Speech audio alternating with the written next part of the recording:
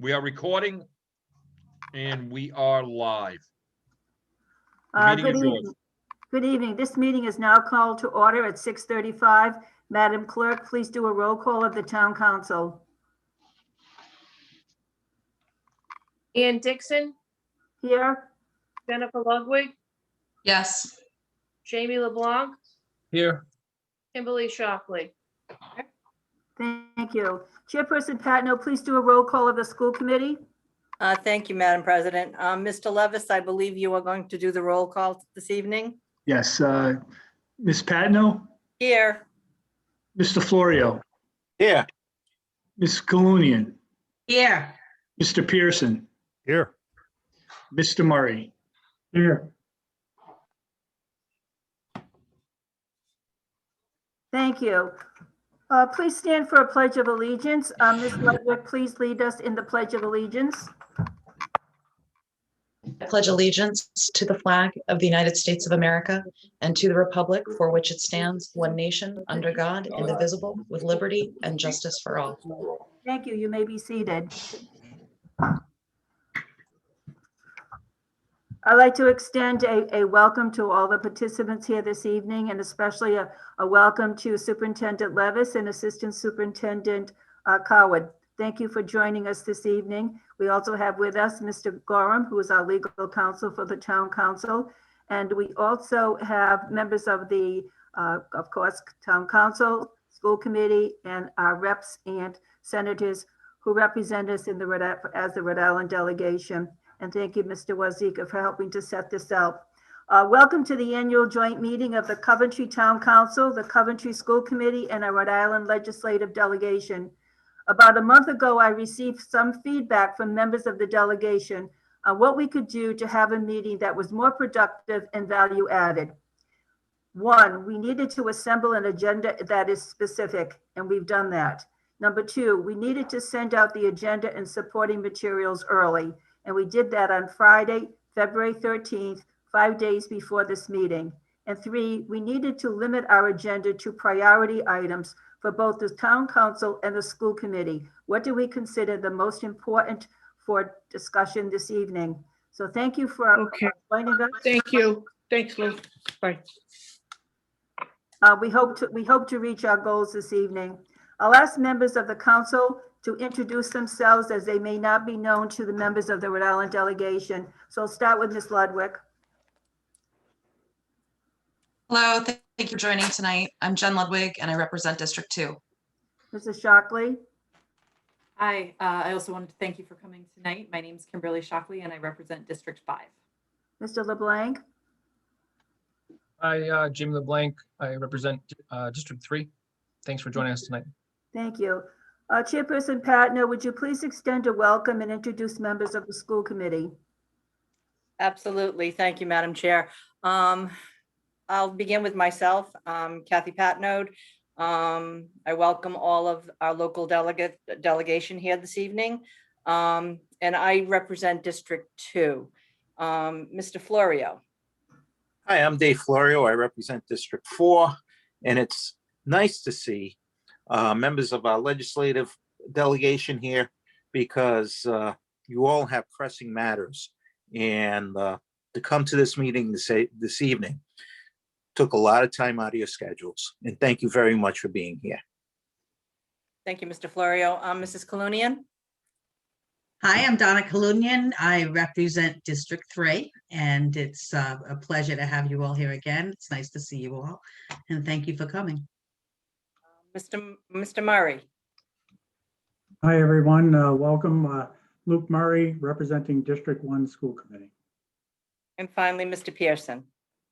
Hello, I'm James Pearson, representing the residents of Coventry District 5. Thank you, Ms. Patno. I'd like to introduce to the members who are assembled here today our new Town of Coventry Finance Director, Ms. Lisa Mills, and I'd like to ask her to say a few words to us of introduction. Ms. Mills. Thank you, Ann. Hello, everyone. I'm Lisa Mills. A little bit about myself. I received a Bachelor of Science in Accounting from Louisiana Tech University, in which I was on the Accounting Honor Society, Beta Alpha Psi, And I was also on the powerlifting team and team placed first and I placed seventh. I moved to Rhode Island and wanted to work in Providence or Boston area. So I started off in public accounting as an auditor and received my CPA license in 1990. During my time as an auditor, I was introduced to tax, and I enjoyed the challenges of the tax issues. So I decided to get my master's in taxation at Bryant College while working at Ernst & Young and Laventille and Horwath. I decided to want a little more balance in my life, so I went into the corporate world from different capacities as a tax manager and a CFO. And then I was later recruited into some municipal field and worked for the town of Foster, the town of Johnston, and most recently, my last job, the town of Portsmouth, I was the finance director. I enjoy solving problems and financial planning. That's about it. Thank you, Ms. Mills, for that introduction to yourself. We hope you'll stay with us a very, very long time. It's a short commute to your home, so it should be inducive for you to stay with us quite a long time, so thank you. Next, I'd like to introduce our members of the Rhode Island delegation, and I'm going to call on each of you, and I'm going to ask you to introduce yourself, tell us how long you've been a member of the Rhode Island delegation, and tell us a little bit about the percentage of constituents that you have that reside in Coventry. And finally, tell us a little bit about your special interest as a member in the Rhode Island Assembly. We have a little background.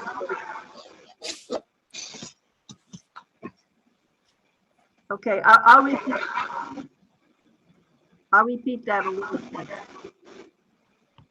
I'd like to introduce the members of the delegation. Your name, how long you've been a member of the Assembly, what percentage of your constituents are actually from Coventry, and what's your area of interest in Coventry. We'll start off with Senator Raptakis. Thank you, Madam President, members of the Town Council and School Committee. I've been a member of the Rhode Island General Assembly in the State House of Representatives since 1993 and the State Senate since 1997. And my District 33 encompasses about 80% of the district is Coventry. So the majority of my constituents are from my hometown of Coventry, which I grew up here, born in Coventry since 1959 and lived here almost my entire life. Basically, there is a lot of issues that we're going to discuss tonight, but I think three of the major topics that are probably the most heated issues are the Johnson's Pond issue, the Kent County water issue, and also the Coventry sewer program. Those are probably three of the top issues. And basically, there's other issues that we're working on the town. Madam President, you and I, regarding DOT, there's several issues in Coventry on town roads, state roads that we're going to be working on. And thank you. Thank you. I just want to remind everyone that we do have a printed agenda and we have to stick to the agenda. So if there are any topics that want to be discussed, they should be discussed during public comment because we have a specific agenda and we need to follow the open meeting law requirements. So thank you very much, Senator Raptakis. Ann, excuse me, Madam President, yes. Could you ask everyone to mute because I can barely hear what anybody's saying. It's kind of, we're getting a lot of feedback. Okay. Thank you. Representative Norrie, could you mute Ms. Mills? I don't know how to mute. Okay. All right. Senator Rogers, please introduce yourself. Thank you, Madam President. I'm Gordon Rogers. I represent District 21, which entails Foster, Foster, Situate. I think about 40% of 40% of Coventry I share. Lou has the other representative of that. I also have a chunk of West Greenwich. I've been in the General Assembly since 2018, basically lifelong resident of Foster, right next to Coventry on the Western Coventry line. I do have a history in municipal. I was on the town council of Foster, acting president at one time, elected in 2010, served in that seat except for one term until I moved up in 2018 to the Rhode Island Senate. So I do have some knowledge in municipal, and as for the concerns of Coventry, as Lou mentioned, there are a few, and I'm here to listen, and sometimes I come up with some ideas, and sometimes I just sit back and listen, but I'm here and hopefully my knowledge can work. I also work in municipality. I'm currently a highway director for the town of Foster also. So I am intricate in municipal for sure. So thank you. Thank you so much, Senator Rogers. Representative Chippendale? Thank you, Madam Chair. Michael Chippendale. I was elected to the House of Representatives in 2010. The percentage of my district that encompasses Coventry is 18% of District 40. And the area is everything west of Route 102 and south of 118 is in the district that I represent. Again, yeah, 2010. And I did review the agenda, of course, and the materials, and am familiar with the challenges that the town is facing, and look forward to this discussion tonight. Thank you very much. Thank you so much. Representative Norrie? Hi, Representative Thomas Naray, represent District 25. I was elected to the House of Representatives in 2018, so this is my second term. My district percentage for Coventry is probably like Rep Chippendale, anywhere from 18 to 25%. I cover the eastern end of town, Fairview Avenue, some of Black Rock, Hill Street, and then anything east of that, and then into West Warwick. So thank you for having us this evening, and I'm glad to be here. Thank you. Representative Nardone?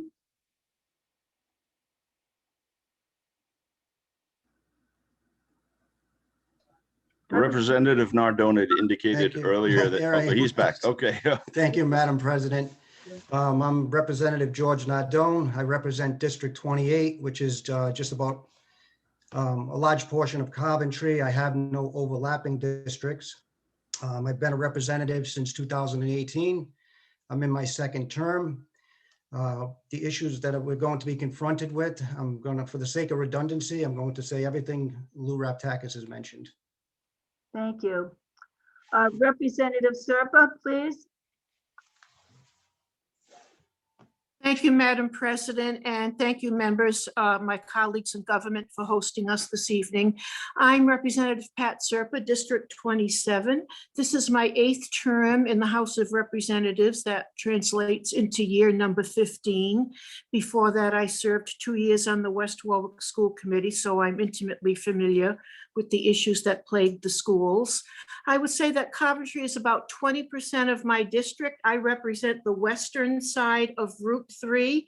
I have an area around Lake Tioga. I have a lovely area of Coventry. It's easy to walk in the cool weather, in the warm weather, so I'm comforted by the trees. And to echo Senator Raptakis, all of your problems are my problems except the Johnson's Pond issue. However, I am dealing with another issue related to a pyrolysis plant that wants to position itself on Division Road in between East Greenwich and West Warwick. And pyrolysis, for those of you who don't know, is the burning of medical waste, including, I'm told, some body parts in a largely untested manner. So I'm working on that issue, and trust me, you know that Division Road is not very far from Coventry. So that's a big issue here, and I'm going to devote lots of attention to it. Thank you. Thank you so much. Representative Morgan, welcome. Representative Morgan, you're on mute. All right, we'll get back to her. Is Representative Roberts on, Mr. Wazika? You're on mute also, Mr. Wazika. That's a negative, ma'am. Okay, thank you. All right, we'll move along with our program, and when these other two reps join us, we'll have them introduce themselves. I'm going to ask our school committee chairperson, Ms. Patno, to lead the next part of the agenda. Chairperson Patno. Thank you, President Dixon. So as President Dixon earlier stated, both of our elected groups, the town council and the school committee, brought forth, we had a discussion in one of our open meetings concerning what we wanted to bring forward at this meeting. And all of my members participated in this discussion. So the first item, I'm going to ask Mrs. Kalunian to discuss and explain to our local delegation. Thank you, Mrs. Kalunian.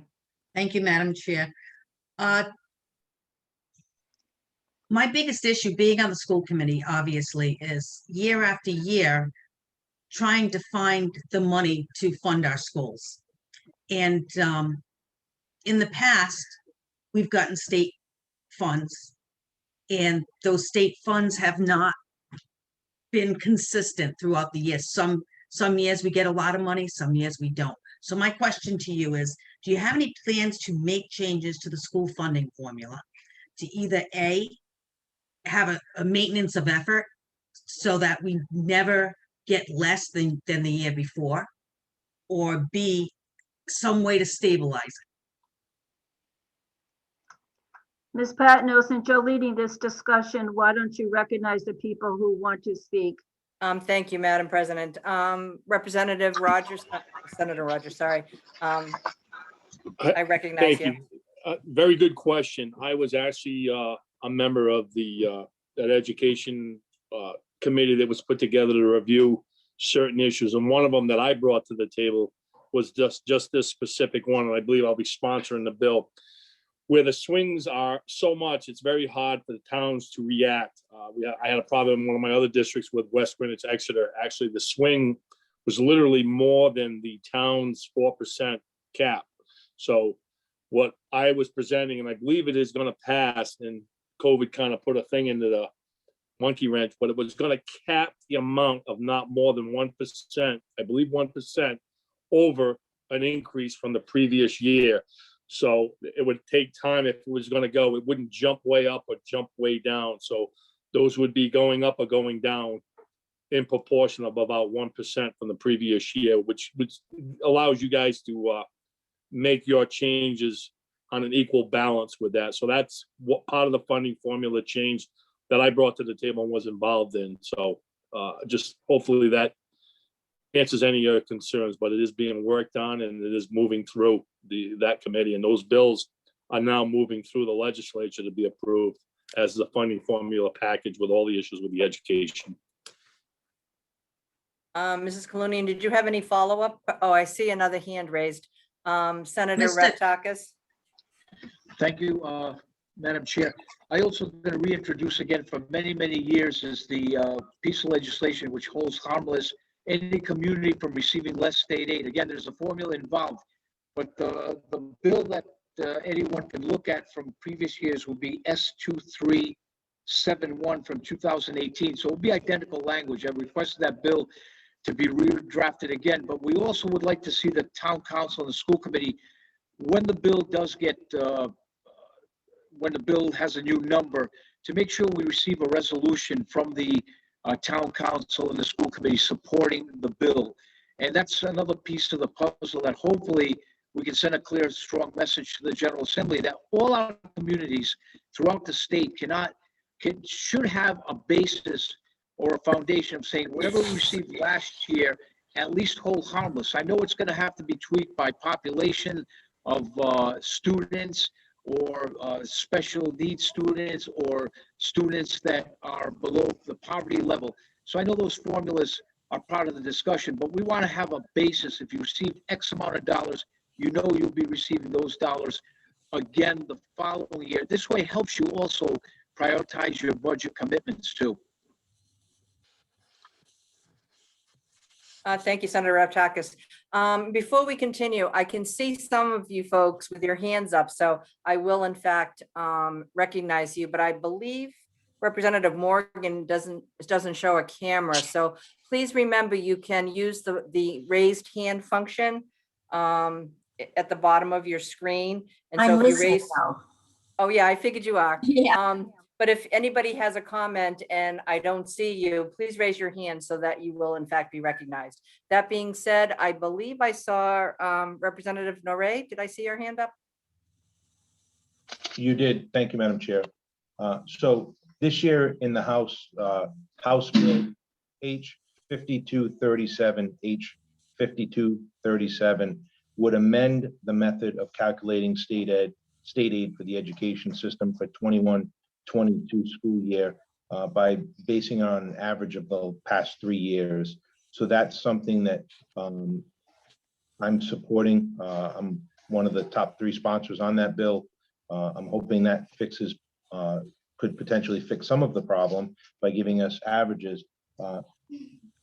Also, I communicated back in November and December with the superintendent and Sarah Mangiarelli, and we discussed some of the issues that are right now causing problems with the school department. And one of them is the USDA expanded free lunch for all students and how that really impacts the formula, because I'm on a meeting.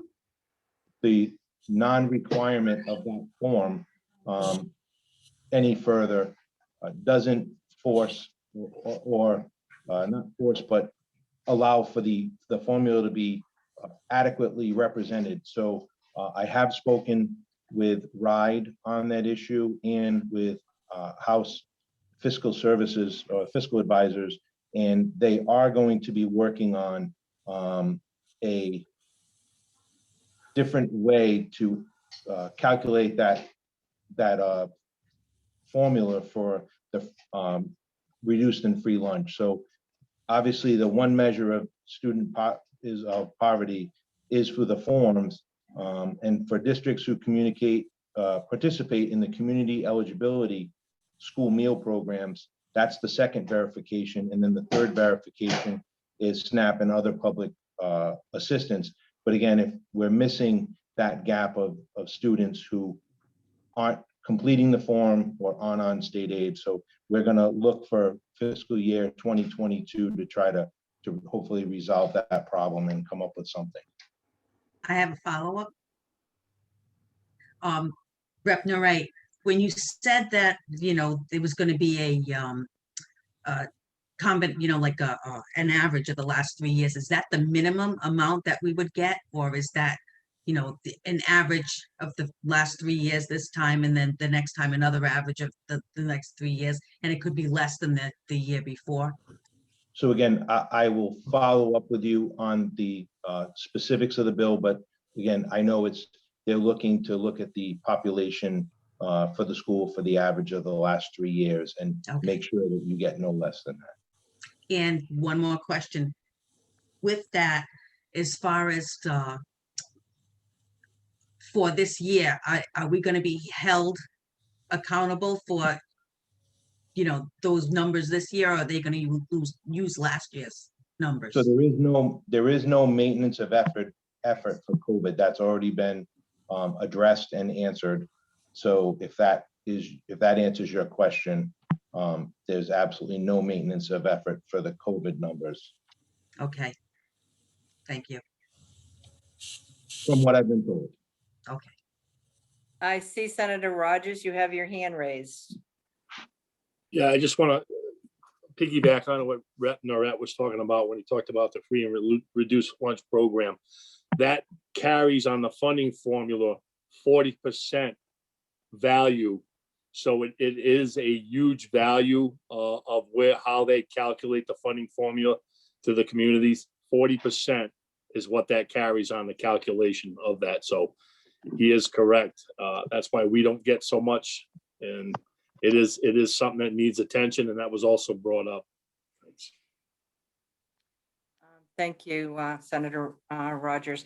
And just as a follow-up from what Mrs. Kalunian said, attendance this year and actual numbers on how many students you have are also suspect this year because of just our ability to track some of our students. And I think that's statewide as well. So we are really hoping that the General Assembly holds us harmless, all communities, both with the reduced rate lunch rate, as well as your student populations in general. So please, when any bills come up, if you can exert your influence, it's imperative that we are held harmless and that we get what we got this past year. I don't see any hand. Oh, look, Mr. Murray. Mr. Murray, you wanted to follow up? Yeah, I just, I'm reading in the bill text for 5237, so it does appear that that would help us for this year, knowing that there would be potentially a hit. So it's something we should look at as a school committee, potentially support with a resolution. But going forward, this has come up year after year after year about the maintenance of effort and the stabilization long-term. So I appreciate that our legislative delegation is working on it. If there's anything that we can do to advance that, because this directly relates to property taxes at the local level when we have these large fluctuations. And as you know, we had a large reval this year. And the other portion of the equation is property values adjusted for median income. And property valuations are great, but it doesn't put money in people's pocket. And so when this formula gets adjusted and we get cut, last year was 900,000, where does that go? That means that we have to tax people more because the formula says we have tax capacity. But we really don't, because people are whacked on the reval. And then we're asking for more money, which is exactly what happened this year. And especially with the financial town meeting process, that's exacerbated. So it's a real problem that's existed for a long time, but it really needs to be rectified if we're going to address really property taxes for every community at the local level. We have to tackle this head on and have some sort of maintenance of effort so we can stabilize our budget.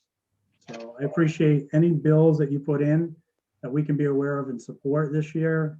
All in favor. Thank you. Thank you, Mr. Murray. I don't see any other hands raised, so I guess we can move on to our next agenda item. And it's House Bill 5078 that was brought forward by Mr. Pearson. And if Mr. Pearson, you could address our delegation, that would be great. Okay. Thank you. House Bill 50.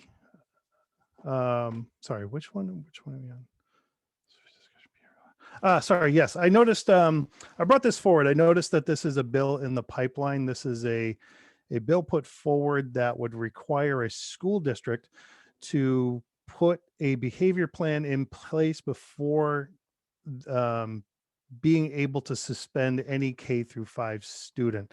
I put this forward as a suggestion for something to oppose for just one big glaring reason, in that you are taking away the ability of a school district to make decisions about the safety and welfare of students, not just the student who might be being suspended and might need some additional supports, but also the other students and staff in the environment who might be effective.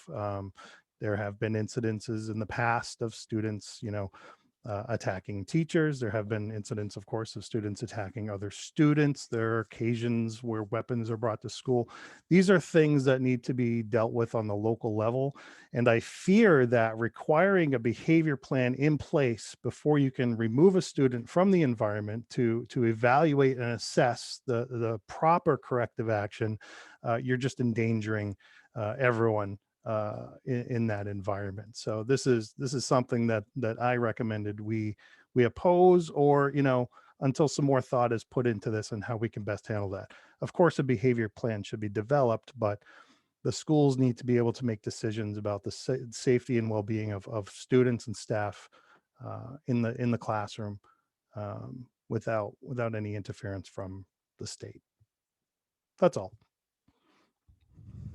Thank you, Mr. Pearson. I think we have a comment or a question from Representative Chippendale. Thank you, Madam Chair. Yes, Mr. Pearson, I agree with you on this. This is the sort of thing that is best dealt with on the local level. I don't think this is something the state should be nosing into and compelling towns to comply by. There is no one size fits all when it comes to school districts, as you guys are all aware. And so I will not support this based on that premise right there. This is a local control issue. So I do agree with you on that. Thank you. Thank you. I see Representative Norrie, would you like to speak? I would. Thank you, Madam Chair. So I will just tell you that I left, or I put in for Education Committee this year, knowing that again, discussing with Superintendent Levis and about the problems that face Coventry this year. So I put in to be on Education Committee to try to better serve the community. We did hear this bill the other evening, and there was a lot of support for this bill. So with anything, as we discussed earlier, I can't remember who said it, a resolution from the council pushing forward to the legislators from your community asking that you oppose this bill will always be helpful. So if this is something that you feel that on a local level, a resolution would not hurt, and I would be glad to submit that resolution, as I'm sure Representative Chippendale would be as well. But again, there was a lot of support for this bill in committee the other evening, a lot of testimony of positives. So thank you. Thank you very much. That's really helpful for us to know. Are there any other hands raised? I don't, Mr. Levis.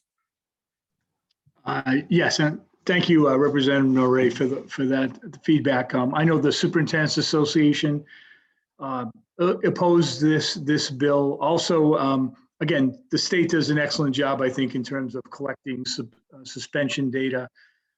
We can look at every district and look at, the suspension, and I think we all agree that, suspension should be a last resort. But as Mr. Pearson said, and I think the concern of the Superintendent's Association is that there are situations where you need to take immediate action. And again, I know we're talking about, young children, but there are cases where for the safety of the child, not just the other children, that we need to make a quick decision. So I think that's why the superintendents have opposed this legislation also. Thank you. Thank you, Mr. Levis. I don't see any other hands raised. Oh, sorry about that. Looks like Rep. Nardone.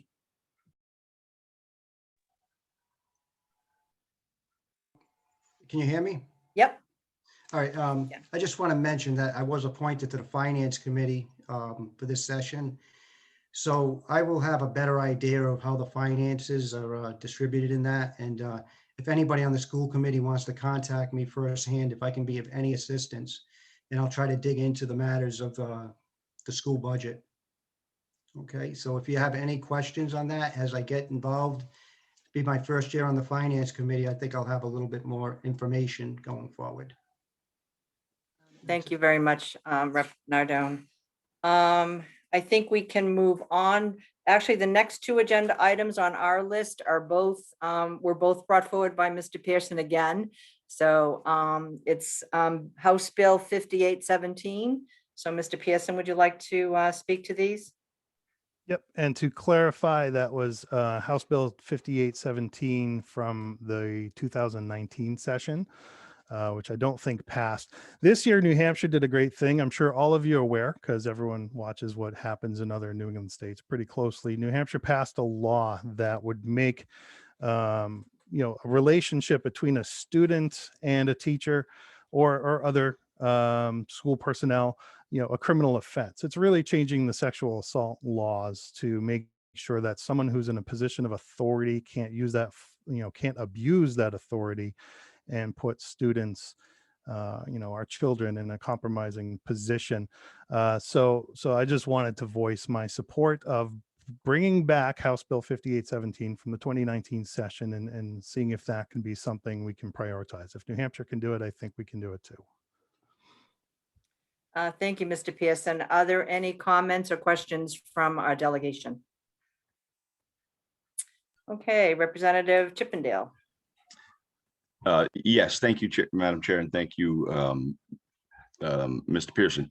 This bill did pass the House in 2019. It unfortunately didn't quite make the hurdle on the Senate side. It, of course, led to a lot of controversy because certainly this is an issue that I think most people were shocked to learn was actually allowable by law. And then we were further shocked to learn that there was actual opposition to it. I don't know if this bill has been resubmitted. I will look into it. Our submission deadline has passed. If there has not been a resubmission of this, and there is an appetite to push this through both chambers, I'd be happy to do that under one of my pieces of special legislation. So I will check into that. And of course, you guys, if you have feedback on that, let me know. Again, enabling resolutions are always welcomed and help us do our jobs. Thank you. Thank you, Representative Chippendale. I believe Senator Rogers, you have your hand raised. Yes, thank you. I believe Senator Morgan introduced that in the Senate side last year, and I think she is going to be also, or has already put it in the hopper this year. And I will also double check on that, but I believe that was done by Senator Morgan. And Mayor went in this week, I think. So I'll look into that also. Thanks. Thank you, Senator Rogers. I don't see any other hands up. So Mr. Pearson, I guess you're on for the last one, which is the House Bill 5437. And again, another golden oldie from the 2019 legislative session. We were asked to be specific, so I had to dig up the bill number. It was H4 5437 substitute today. I don't remember the Senate version, but this is the Evergreen contracts bill, and I would be remiss if I didn't ask once again, as I did last year, for you to consider repealing the Evergreen contracts bill. I know this is tied up in litigation, but let's be proactive. That's my request. Thank you. Thank you, Mr. Pearson. And I would remind people to please silence their microphones. We're getting some background noise. Were there any comments or concerns on that last topic that anybody would like to raise? Seeing none, I think we can move on to the request for enabling legislation. And Mr. Murray, if you could take this one, I'd be very happy. So as many of you know, I'm the chairman of the building committee for Coventry School District, and we've been actively working on the necessity of school construction process with the Rhode Island Department of Education. And I'm pleased, I believe you all received an email from me, or you should have, that we submitted our stage 2 just a couple days ago. So we were fairly aggressive in our request. We're looking for to try to determine what our reimbursement ratio would be on $85 million. That would include substantial renovations to the middle school and then additional renovations at each elementary school and the high school. The largest portion of those funds, though, would be for the middle school, essentially reconstruction of the middle school into a 3-story format, decommissioning certain portions of the building and creating a new campus type concept for future. If we were to move forward, the reimbursement ratio we are seeking is 57.8%. Our base rate's 42.8%. We believe that we will qualify for 15% of the bonuses. That was part of the $250 million bond passed a couple years ago. That puts us in a pretty good position. That puts us out on top of the share ratio. But we will need enabling legislation we're hoping you'll support if the town council see fit to move forward with this process. We will hear back from RIDE in April, but we know that the legislative session is fairly short. So we will have to get something drafted, get it approved with the prospect of having a special referendum in September. That's the current timeline. We're hoping the council sees fit to move this forward and put the vote to the people. Ultimately, I think right now it's the best deal we're going to get probably for the foreseeable future to recapture some of the money from the state, especially from those bonds passed. So I hope you will support this and sponsor it and allow us to move forward should the council see fit to support this. Thank you. Thank you, Mr. Murray. Are there any questions from our delegation? Please raise your hand. No questions. Everybody's good? I don't see any raised hands. I do have a question.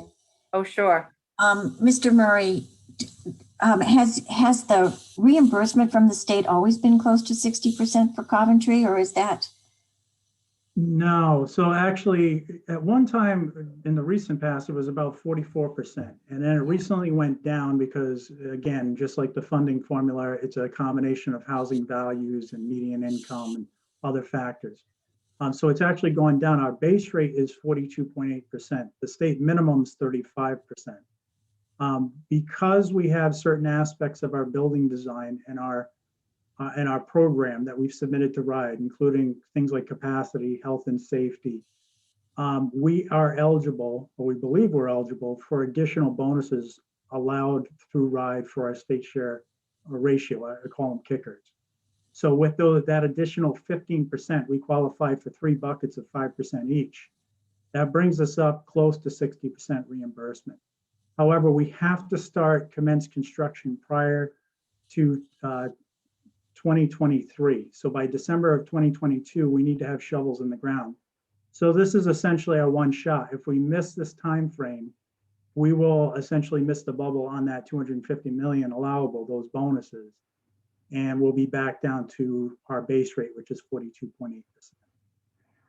I just wonder on the Senate and the House side if there's a way to get that deadline extended past 22 because of the disruption from the coronavirus.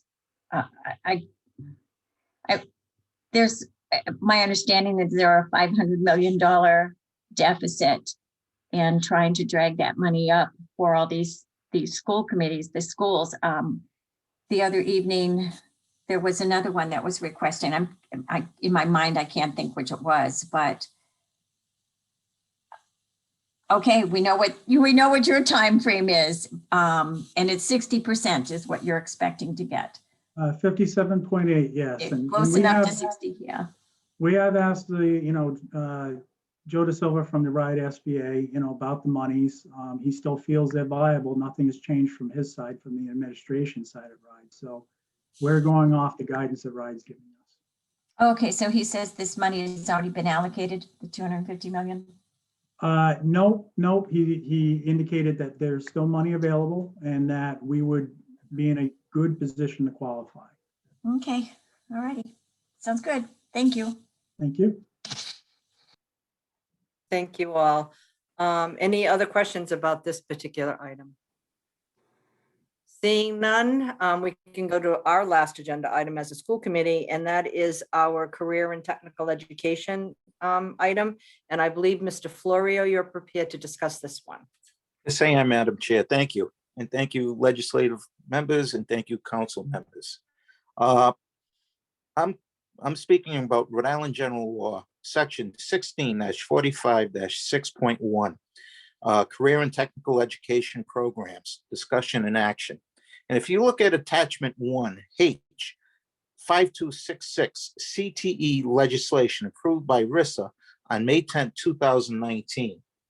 What our concern is that we believe that if the Coventry School Department offers a similar career and technical education program, that program should be taken and administered in the community where the student lives. This has been discussed by the Superintendent's Association. Mr. Bonds from Ponegantsit is also in agreement with this and plans to support this.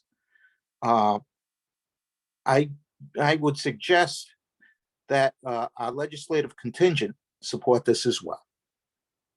Thank you, Madam Chair, and thank you for listening. Thank you, Mr. Florio. I see one hand raised, Representative Chippendale.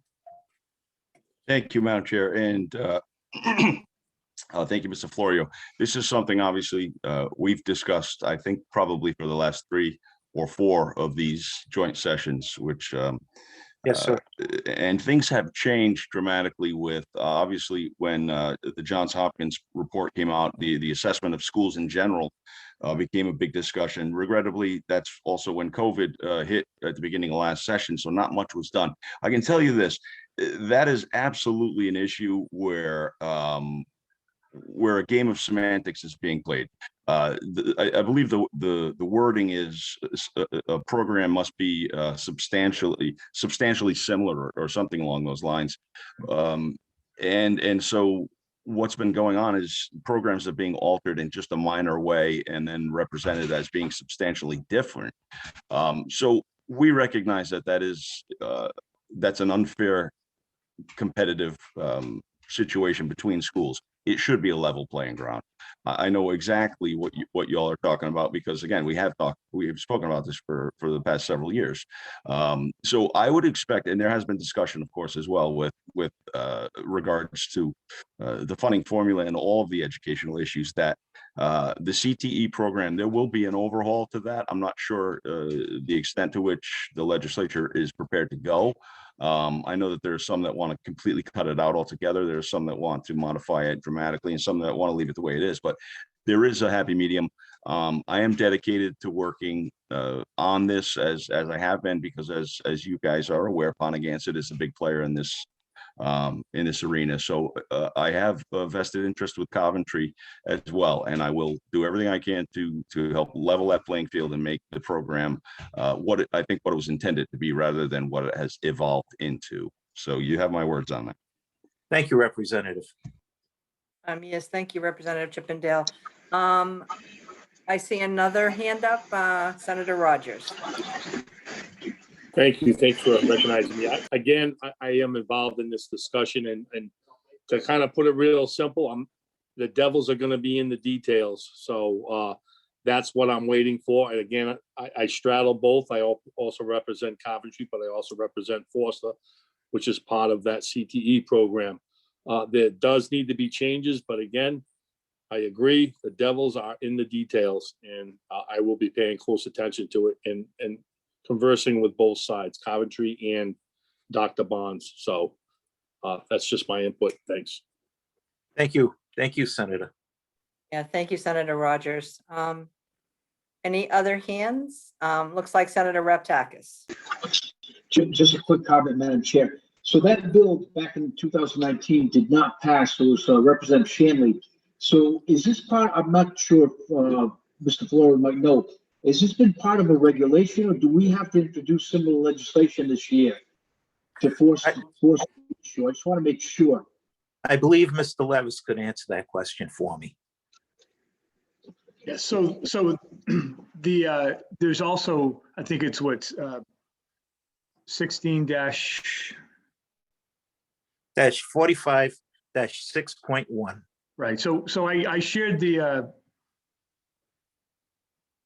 Sorry, I apologize. My computer's going in and out. This was, again, legislation that was put forward. It didn't go anywhere, and so what we're asking for is for the legislator to take another look at it. I agree that the devil is in the details, but I want to be clear that I had a conversation with Dr. Barnes just last week, discussed this, and he has supported this. I think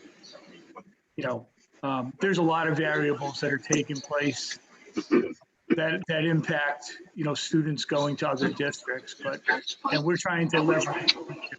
I know there's somebody else has their mic on. So.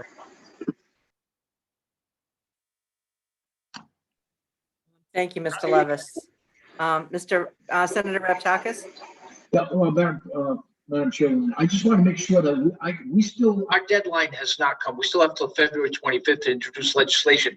So what I'm going to do, with abundance of caution, I want to reintroduce this bill just in case, at least to have it in the system. I'm not sure if there's a House companion bill that was reintroduced this year, but what I'll do is next week when we do go back in, I'm going to request that this bill be redrafted. If our superintendent can look at the 2019 legislation by Representative Shanley to make sure there's any additional language we need to add, but just in abundance of caution, I like to get something in which will be part of the discussion for us. Thank you.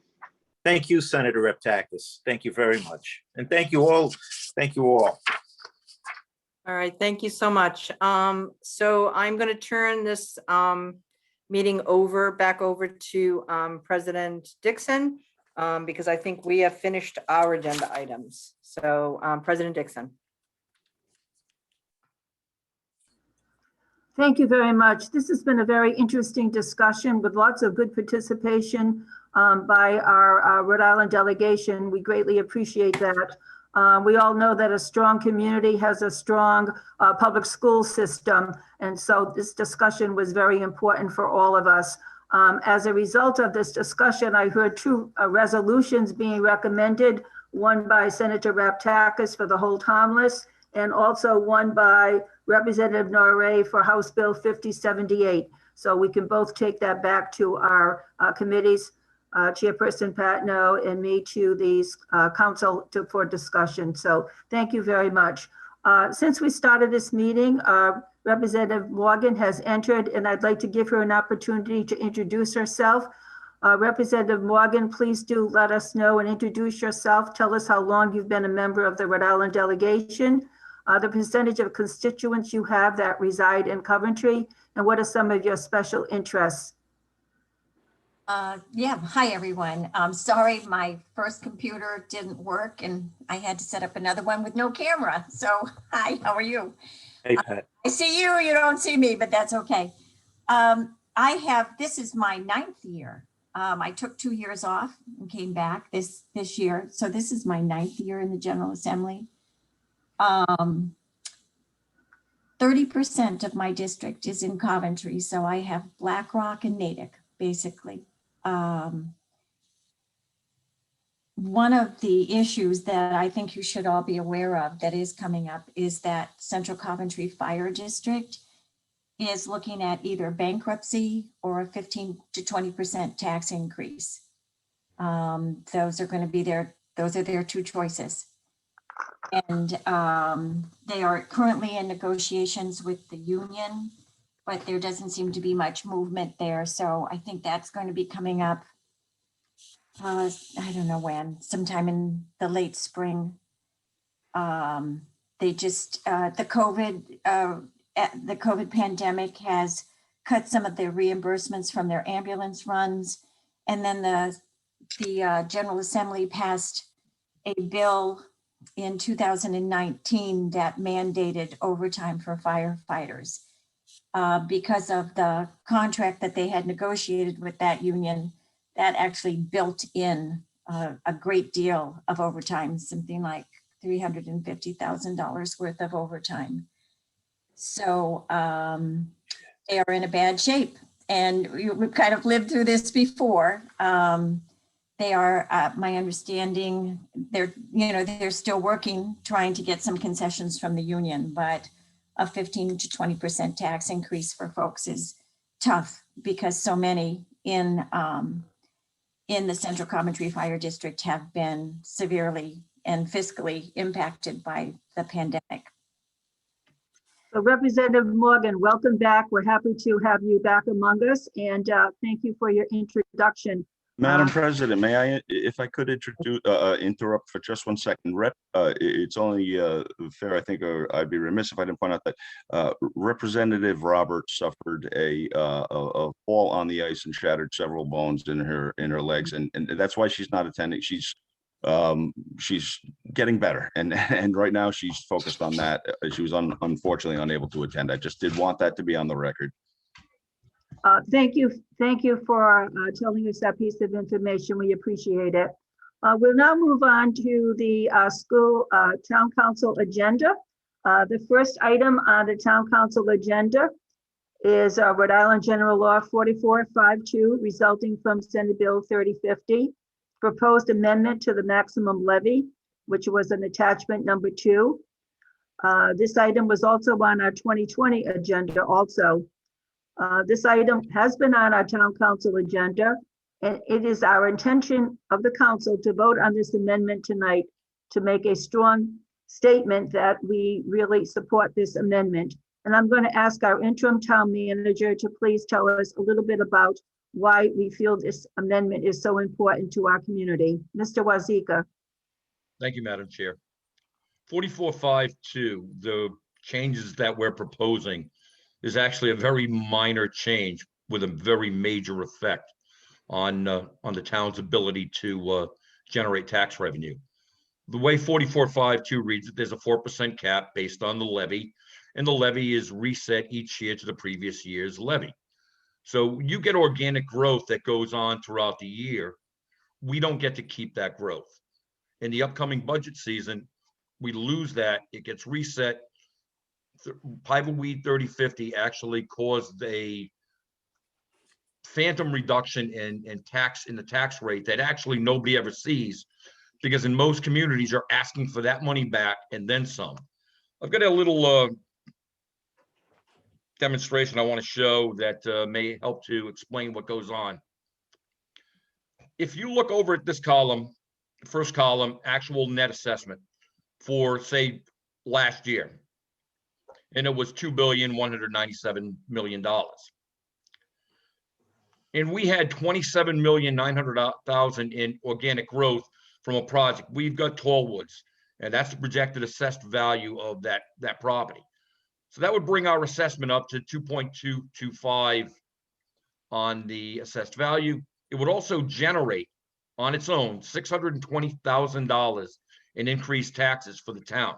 That's not through a tax increase. That's not through anything other than the organic growth of that property coming online. And as you'll see, that would amount to a reduction of approximately 28 cents in the tax rate. We lose that money. In the following year, when we have to get started again, we lose that. We give that back up, and we start with an artificially decreased tax rate. And we have to then go back to the citizens and say, look, I need that money. Even though you already had it, it would have already been built into your budget because it came in through that organic growth and development, and yet we don't get to keep it. Johnston is going to be facing a situation that could be that they're going to lose hundreds of thousands, if not even more than that. There's a developer that's looking to put a building up there that smiley face company wants to utilize. And we're talking, who knows on the assessed value of that building, but they're talking hundreds of thousands of dollars or more in taxes that they will not get to keep. They have to reset their levy back to the previous years and then start the process over and go back and ask the public, can I increase my taxes and get that money, even though we already would have had it? And this happens year after year after year. So all I'm simply asking and what the council is asking for is, look, let us take that organic growth, add that onto our levy from the previous year, and that's where your cap begins. So the 4% cap, we're not asking to increase the cap. We're not asking to do anything different than that. Let that organic increase grow the levy from the previous year and then work from there. What you're going to see is instead of communities needing to go to the cap, the 3.8, 3.9, 4% every year, they've got this money that came in because of their development. And every community in Rhode Island, for whatever reason, is facing a huge amount of development over the last couple of years and going in the foreseeable future. We're losing that. We need to be able to keep it. We need to be able to not have to go back to the taxpayers and say, can I have the money back that we already would have had if you just let us keep it because of the growth? So that's all we're proposing. Let the levy be the previous year's levy plus the organic growth that occurs during the year. And that's where your base starts for the upcoming budget year. And your cap works right off of that, no difference. So it's a simple change with a huge effect on all of us. We're losing revenue. We're losing taxes because of the sales tax, as far as hotel tax, beverage and meal tax. That money's decreasing every year.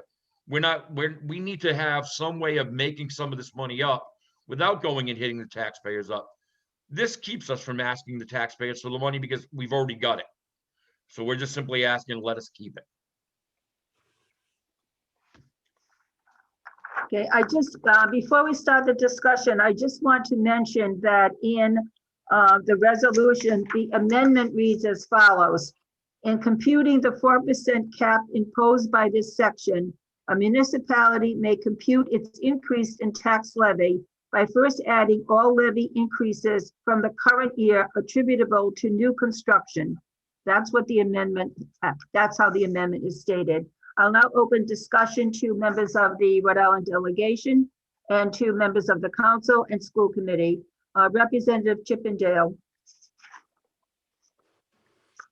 Thank you, Madam President. And this is, I'm going to actually ask a question of, frankly, anybody who can answer it, but specifically I'm directing it to Mr. Wazika, Ms. Mills, and the learned Mr. Gorham, who I believe is on, yes, he is, he's on this call. So I was reviewing this and I see your amendment, but right above your amendment, the language exists that nothing herein shall prohibit a city or town from exceeding the property tax cap if otherwise permitted pursuant to subsection D of this section. In subsection D, it states the amount levied by a city or town may exceed the percentage increase as specified if the city or town qualifies under one or more of the following provisions. One of those provisions is provision 4, which states the city or town experiences substantial growth in its tax base as a result of major new construction that necessitates either significant infrastructure, school housing expenditures by the city or town, or a significant increase in the need for essential municipal services, and such increase in expenditures or demand for services is certified by the Department of Revenue. So I read that, and I may be very wrong about this, and that's why I'm asking it more as a question. I read that as saying you had this development come online, and therefore subsection 4 applies. You've realized major growth. No, what that's calling for, Representative, is to exceed the 4% cap, because you've got to do infrastructure development, or you've got to increase costs that are associated with that. That's not allowing us to keep it. That's allowing us to go above the 4% cap. So it doesn't roll over then. No, it doesn't. No, it doesn't. Okay, thank you very much. You're welcome. Okay, Senator Rogers next, please. Mine's just kind of a, thank you, Madam, just kind of a curious question. Now, I was under the understanding, your fiscal year, I'm assuming, runs like my town, July 1st through June 31st, correct? Correct. So I believe it's already allowed under the state law. Your levies and your revals are done on a calendar year versus a fiscal year that a town has, correct? Correct. So I believe you are allowed to, this would only affect a 6-month period, because I think anything that's being built or being levied or assessed, CO permits up until December 31st is allowed to be counted as current. It's only that window after that to the financial town meeting, if anything comes online, would go on the following levy year. It all affects the levy. It all, for anything that's new, requires us to reduce the base levy back to the previous year's levy, which is calculated based on that December 31st of the previous year, but we're still forced to work from that base number. We're not allowed to add any of that in. So we lose that, no matter how much of that organic growth we get during the course of the year, we lose it all. We lose. Are you sure you lose it up and even prior to the December 31st? Correct. We still have to reset back to last year's levy. We have no option on it. I think the questions by Representative Chippendale and Senator Rogers are cutting right to the bone on this, but they demonstrate how difficult it is to beat the 4% levy. And if you're right, Gordon, for example, that there's some redundancy in it, then all that shows is that it's entirely harmless to allow to support this amendment. And in the case of Representative Chippendale's question, it really is that you're not allowed to exceed the 4% levy, period, even if you've had development. And that is a real problem for Coventry, because we've had a ton of development and we expect a lot more, and it'll help build the tax base. And here's the thing about this, it's actually going to result in lower taxes for a lot of people. Instead of like you taking a typical year where we've asked for $2.5 million, 2 years ago, we would have had $900,000 in additional tax revenue because of that organic growth. So instead of asking for 2.5, we could have asked for 1.6 million. A lower increase on the levy, lower increase on the tax rate. If you notice, if you look at any community and you look at their proposed tax rate increase versus their proposed levy increase, there's always a variance between those two. And that variance is produced by the amount of money that they have to give back into it from the organic growth. And that's why it's real simple to see it. Just look at those two rates. We're forced to work off of that levy rate, not the tax rate. That was one of the things that 3050 did. And all we're asking for is let us keep that and then go with the 4% cap after that. We're not asking to increase it. We're not asking for more more areas to be able to exceed it. We're simply asking, let us keep the organic growth that occurs during the course of the year. And then we start our cap from there. Thank you. Mr. Florio, you have a question? You have your hand raised? Yes, I do, Madam Chair. It's for Mr. Wazika. Ed, Yes, sir, I'm listening. could you give them the same example that you gave me? Say if Amazon moves to town, what happens, Ed? That's exactly what I said. I've got a better example I'll bring back up on screen. We have a possible local development with a $100 million valuation that they're being proposed out of the system. And if we did that, what's going on? 1 second.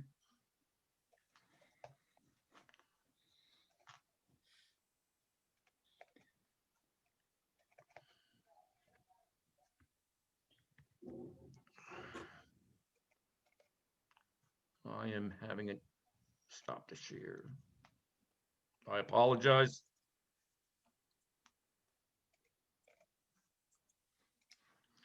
If that $100 million development went down,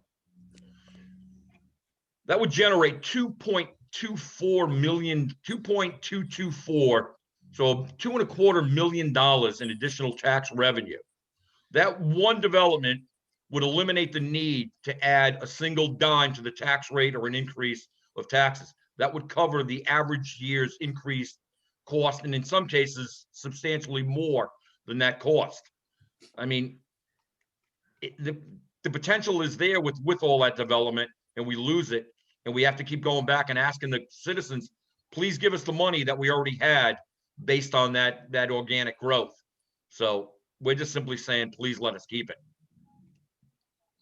Thank you, Ed. You're welcome, sir. Mr. Murray? Thank you. I just wanted to make a point because there's always pushback on bills in the House and the Senate. There's always a pushback that, hey, well, maybe the original bill was intended to lower the tax rate. The reason that doesn't work is the example of the 100-lot subdivision. You have to pick up trash along that street. You have to eventually repave that road. You have to provide services. So you're growing the town in the necessary need of services, but effectively giving the population for financial town meeting Jimmy, the please, ability. if you haven't muted your phone connection, please do it now. Thank you so much. Continue, Mr. Murray. Thank you. So you're effectively with the added services, it's a death by 1,000 cuts, because what happens with financial town meeting especially is the voters get confused. They automatically associate a percent increase with an increase in taxes, and that's not necessarily true. They're not increasing the tax rate. You're increasing the budget, the levy. And so you're recapturing that money to pay for those services, and it's compounding. Once you build that into the budget, once you have $1 million built in, you know, your $100 million budget goes to 101 million. It's now built in year after year, effectively, without increasing any tax rate. So the other pushback you may get, and this is soft, cities and municipalities that don't have financial town meetings. So if you have a council process, it's much easier to educate 5 people on a council. They'll go ahead and take that development money, right? You don't put it to a vote. But voters get very confused by this. So even when we put something forth that doesn't include a bump on the tax rate, we get rejected.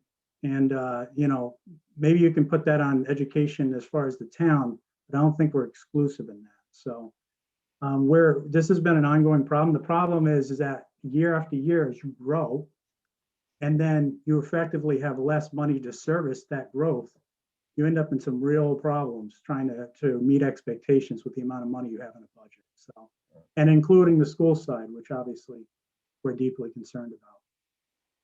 Thank you, Mr. Murray. Are there any other questions? Representative Adone.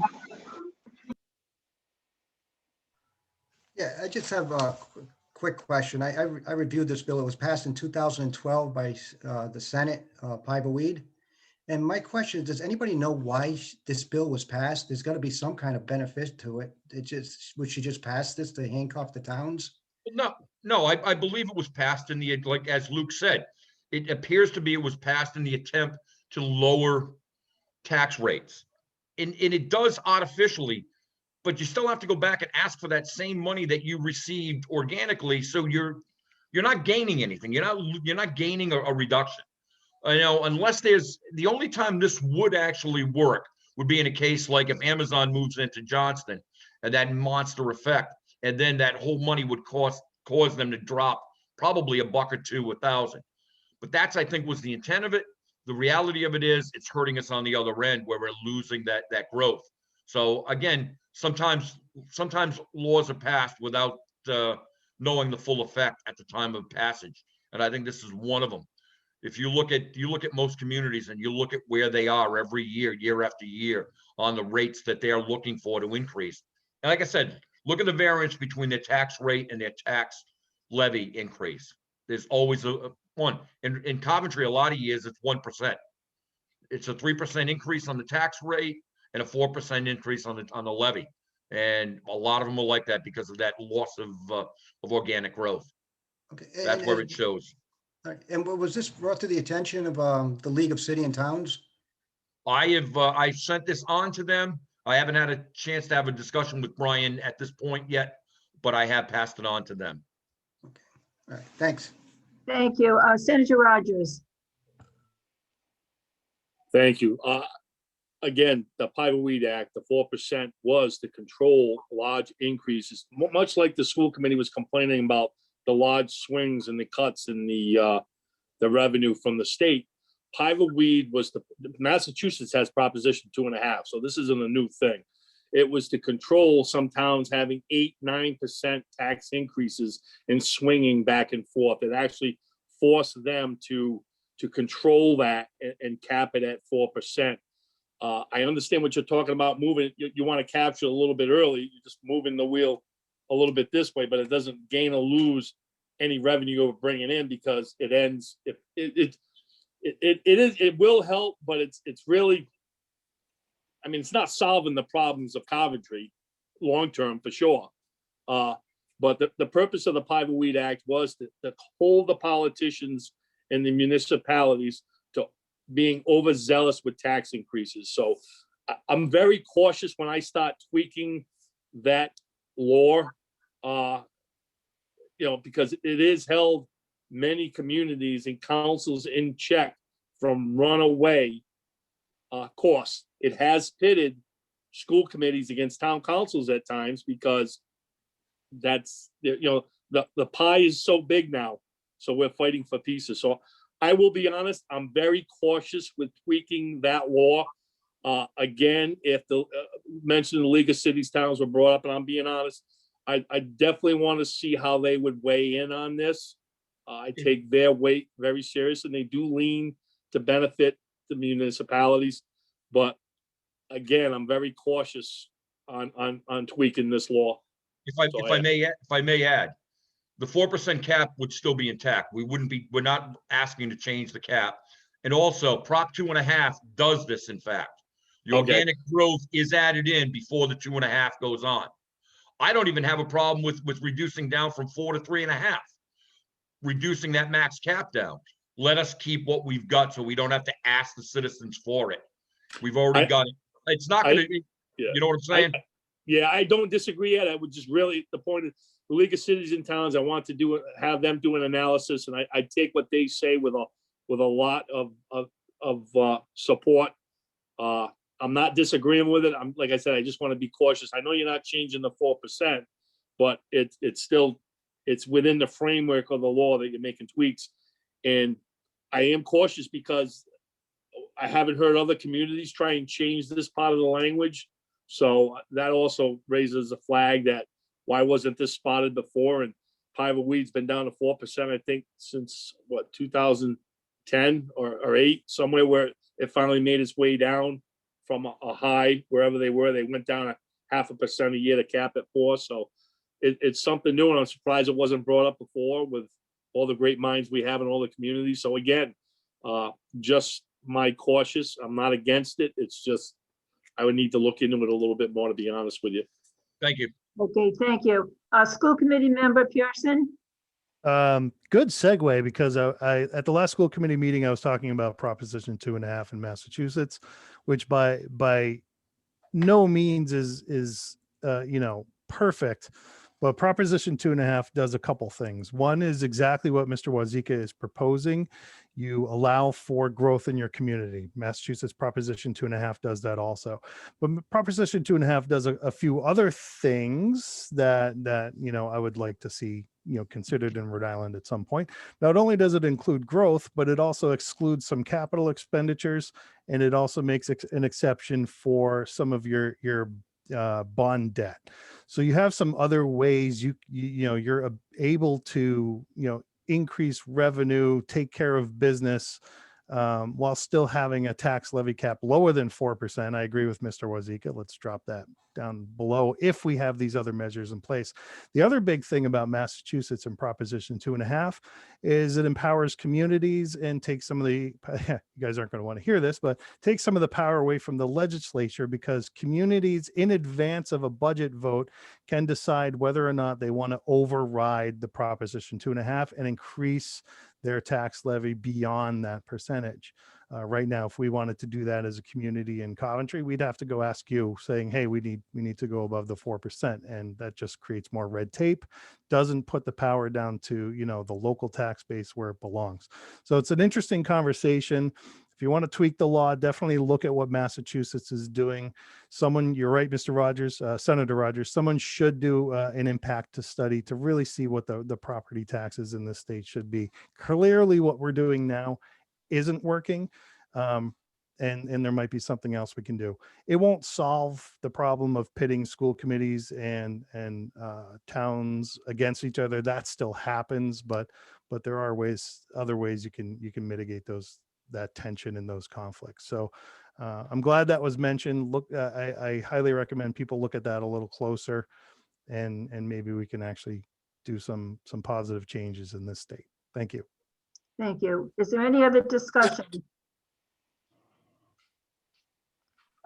Senator Rabtakis. Thank you, Madam Chairwoman. The issue here is, I think that a lot of folks look at this on the surface and they think it's going to have a negative impact on the homeowners, because it doesn't sound good that there possibly could be an increase in a levy. But basically, this bill that was passed became law, increased or decreased the rate by 0.25% over 7 years. But I thought that in the statute, we allow communities to go and appeal or ask for a waiver on a yearly basis to the Department of Administration. So I'm not sure if that tool is still available to the cities and towns. Instead of introducing this type of resolution, have we looked at a certain year when you do fall behind in the anticipated revenue because of the 30/50 statute? Can you go to the Department of Administration? And also, I just want to recall, my question is to you or the town manager. The amount of revenue that towns collect when construction or a developer comes into town and builds say 50 to 60 unit housing or condos. I thought I'm not sure, did we reduce the impact fee? I thought the impact fee should have at least given us that revenue. And if I recall, I'm not sure if we reduced the impact fees to a developer per housing unit, which reduces the amount of revenue we're coming in. So on one hand, we're asking to adjust the S3050, but I'm not sure if there was any loss of revenue because of the reduction of the impact fees that the town collects from developers. And lastly, again, I'll repeat myself, I'm not sure, and I can try to get you the answer. If a community can appeal to the Department of Administration to obtain a waiver for that calendar year only to make up the difference under 3050. Senator, two things as far as the impact fees. That's two separate issues over the tax rate. The impact fees are a one-shot deal, and they are designed to build infrastructure out or handle the development or handle town development that needs to take place because of that development. That's a one-time only. And yes, we did reduce those fees based on a capital improvement project, which we had to do by law. The tax revenue that's generated is on an annual basis, and that's long-term, so that's a whole different thing. And as far as not only going to the legislators, but also going to the public and saying we want to exceed the cap, we've had difficulty getting a 0 tax increase passed, a 4% tax increase passed, and a 2% increase passed by our citizens. Telling them we want to go to a 6% increase passed is not going to be a doable situation. On top of what this is doing, I'm asking for this because it will actually help to lower the amount of money that we have to go and ask the citizens for, because we keep what we've already gained because of that development, like other states do, and not have to go back out and ask for it in return. So 2 issues on the impact fees, and going above the cap is not a good move. And I would never ask to go above the cap unless absolutely necessary. Thank you. School committee member Murray? Yeah, as we kind of sum up the conversation, the question I would like all our legislators to just ask themselves, most of us agree, or the town would agree, that development is in perception a good thing, right? We have a perception that it's going to lower our tax rate, going to lend to the growth of our town. But wherein lies the value of development in our town if we're never able to capture that additional revenue? We're better off keeping open space. The way it's written right now, we're better off keeping a lot as open space because it costs us nothing to maintain. So if we don't get a change in this, what's happening is we're getting more and more development and more draw on our services, including our schools. So for every 100 of those houses that are built at 1.5 children per house on a single family that go to our schools at 15,500 per student, that is a draw, and that cannot be funded by an impact fee. So unless we can recapture some of that revenue, there is no reason to grow as a town. We might as well go backwards to a rural town when we were financially solvent. So that is the fundamental, that's the crux of the situation here. This law is draining us. It's a death by 1,000 cuts. Thank you. School committee member Pearson?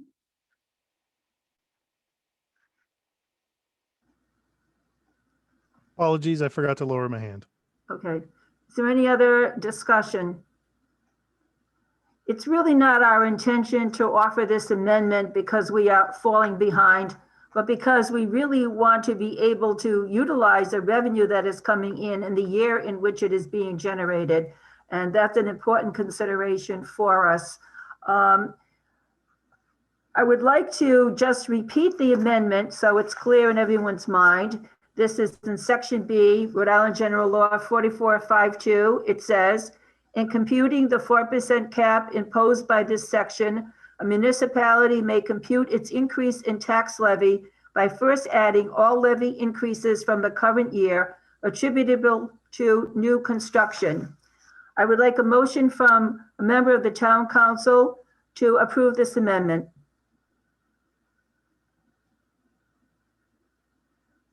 I'll make a motion.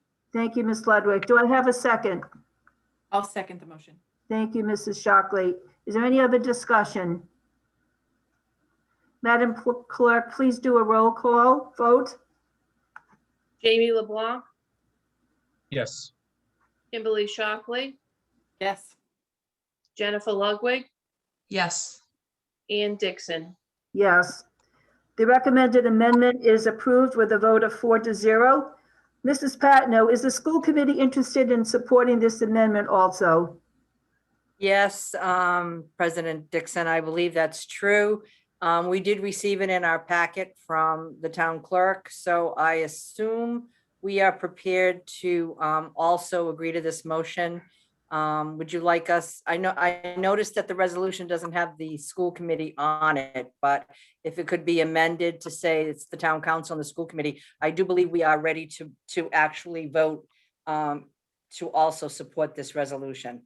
So I will call for a motion from one of our members on the school committee. I'll make the motion. Thank you. Is there a second to this? A second. motion? Thank you. And could we have a roll call vote, Mr. Levis? Mrs. Patno, Yes. Mr. Florio, Yes. Mrs. Clunian, Yes. Mr. Pearson, Yes. Mr. Murray, Yes. Thank you. Motion carries by the school committee 5-0. So if you could just add us to that resolution, we'll be happy to sign alongside the town council president. Thank you so much. Thank you very much, school committee members and Chairperson Patno, for supporting this amendment resolution with us. We greatly appreciate it. We think it will be a value not only for the town council, but also for the school committee. The second item on the agenda is in reference to House Bill H 2021-5030, Kent County Water Authority, a resolution to support, a resolution to support the bill, the House bill. And I'm going to ask Mr. LeBlanc to lead us in the discussion on this resolution. Mr. LeBlanc? Thank you, President Dixon. First, I wanted to provide a little background as to how and why this became an item on tonight's agenda. During 2020, Coventry residents, including myself, we started receiving notices from Kent County Water Authority, essentially requesting access into our homes, change out water meters. Coventry residents, including myself, who elected not to allow Kent County Water to enter our house to install new meters, were then given notices demanding access, or else our water would be shut off and would not be turned back on until we paid $100, allowed them to switch out the meter. This is all during a global pandemic.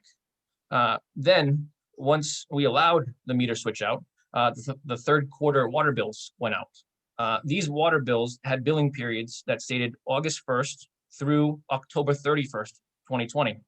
I, along with Senator Aptakis, received over 60 emails, many of which had bills attached, showing astronomical consumption and bills. The largest one that I saw was a homeowner on Naughty Oak Road received a $1,204 bill, and that's just for one quarter.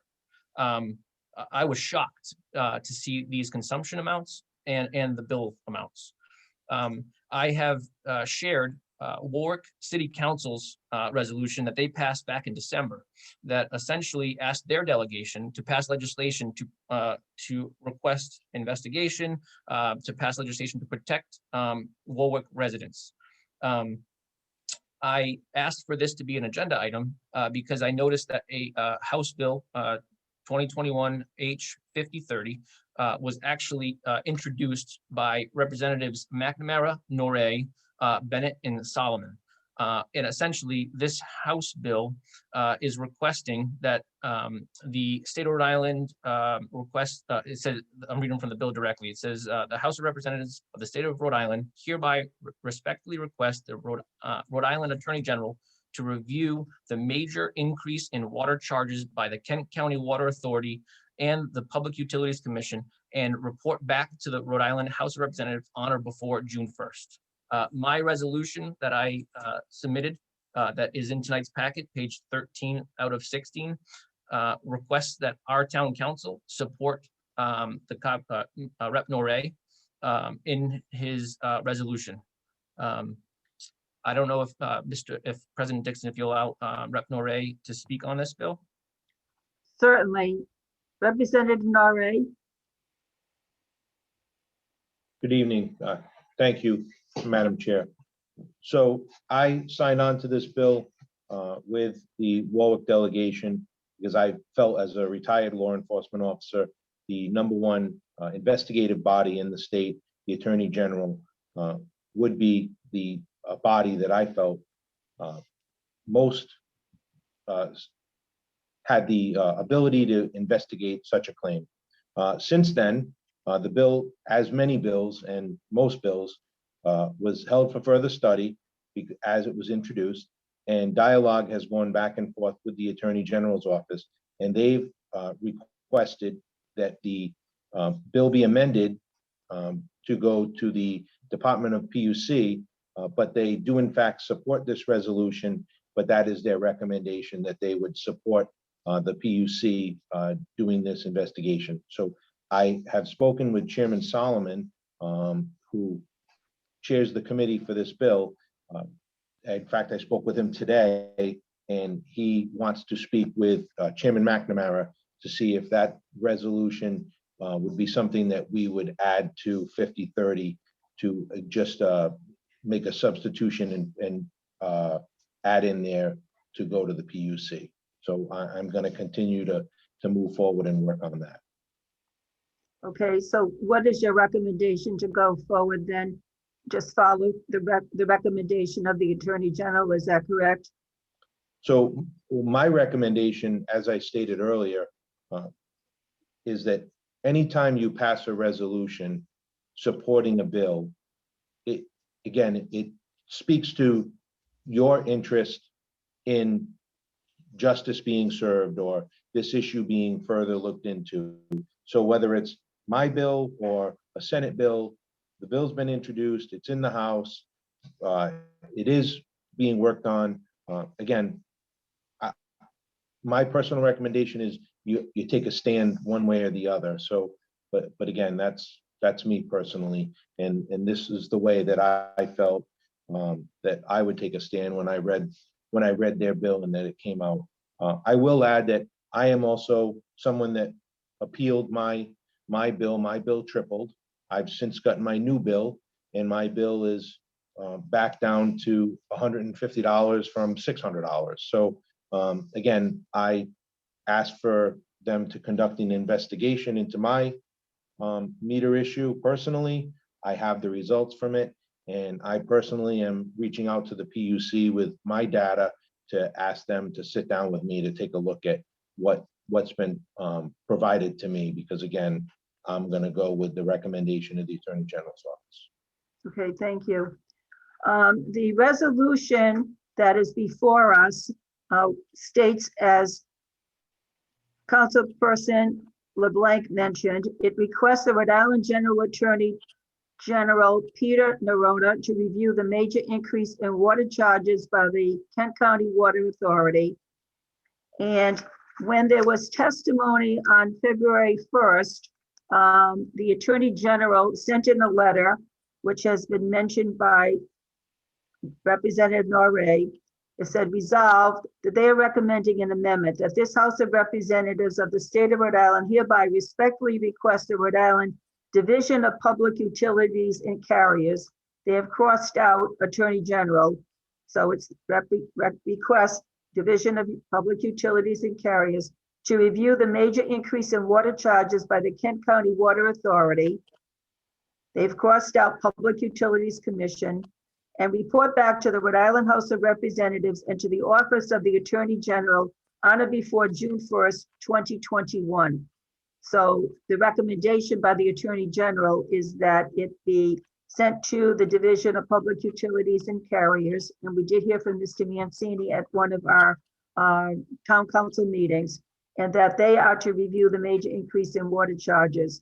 So Mr. LeBlanc, how would you like to proceed based on this letter that has been received by, or which was submitted in testimony on February 1st? I fully support Rep. Norrie in trying to pass his resolution. I would still request that we as a town council vote on a resolution. It certainly can be amended to just agree with the House Bill 5030 as amended. The other thing I wanted to mention was that the resolution does request that Senators Raptakis and Rogers submit a companion bill, essentially on the Senate side. So I just didn't know if Senator Raptakis and or Senator Rogers would like to discuss this issue as well. Certainly. I don't see any. Senator Raptakis. Thank you, Madam President. No, this is just the beginning of the issue regarding Kent County Water and how we resolve it on the benefit of the ratepayers. I have no problem introducing a similar resolution on the Senate side, but we also have other pieces of legislation that we're going to be still introducing to try to find some common ground and some relief for all the ratepayers. So those bills have not been introduced, but also we are going forward with a letter from the delegation, from all the members that do represent not just Coventry, but the whole Kent County Water Authority region, asking the Auditor General to also conduct a full audit of Kent County Water. So this resolution, I have no problem having supporting Representative Norrie, asking the Attorney General to investigate, and at the same time, I would also, in the future, in the near future, ask the town council also to support similar legislation and or a letter going and asking the Auditor General to come in and investigate Kent County Water, similar what the Auditor General did with the Coventry Sewer program. So I have no problem whatsoever introducing a companion bill with my colleague, Senator Rogers. And at this point, I would definitely support the concept and the resolution. Mr. LeBlanc, do you wish to add an amendment to your resolution that requests not the Attorney General to review, but to request, as the Attorney General has suggested, the Division of Public Utilities and Carriers? Yes, I would make that motion. Okay.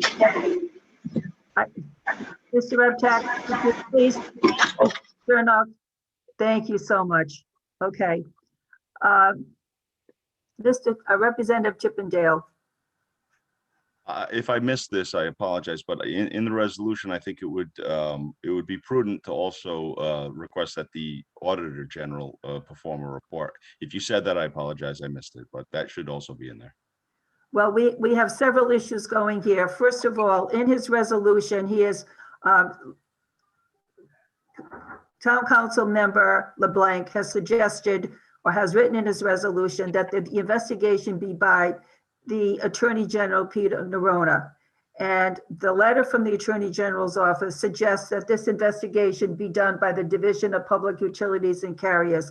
And I believe, Mr. LeBlanc, you have agreed to that. Is that correct? I have, and actually, I did speak to Mr. Mancini today, and he actually said that his investigation will not be over until springtime. Correct. So I do think it's important for the town council to show the Coventry residents that we do have 8,483 ratepayers that get water through Kent County Water, and that's homes connected. So if the average home has 2 people in it, that's over 16,000 people that are affected, that could be affected by this issue. So just wanted to call that out and state some facts. Yeah, and we would also mention at this time that Mr. Mancini is unable to complete his review at this time because he's waiting for springtime when he can do a house-to-house call and actually go out and look at property and determine just how irrigation systems are working or not working, and what other issues the property owner might be having. So that is what I do know. Senator Rogers does have his hand up. President Dixon, just wanted to call that out. Yes. So that's one amendment to your resolution. Senator Rogers. I'm actually glad. I definitely would support it with the amendment to it, because it's important to understand that these things may get tangled up.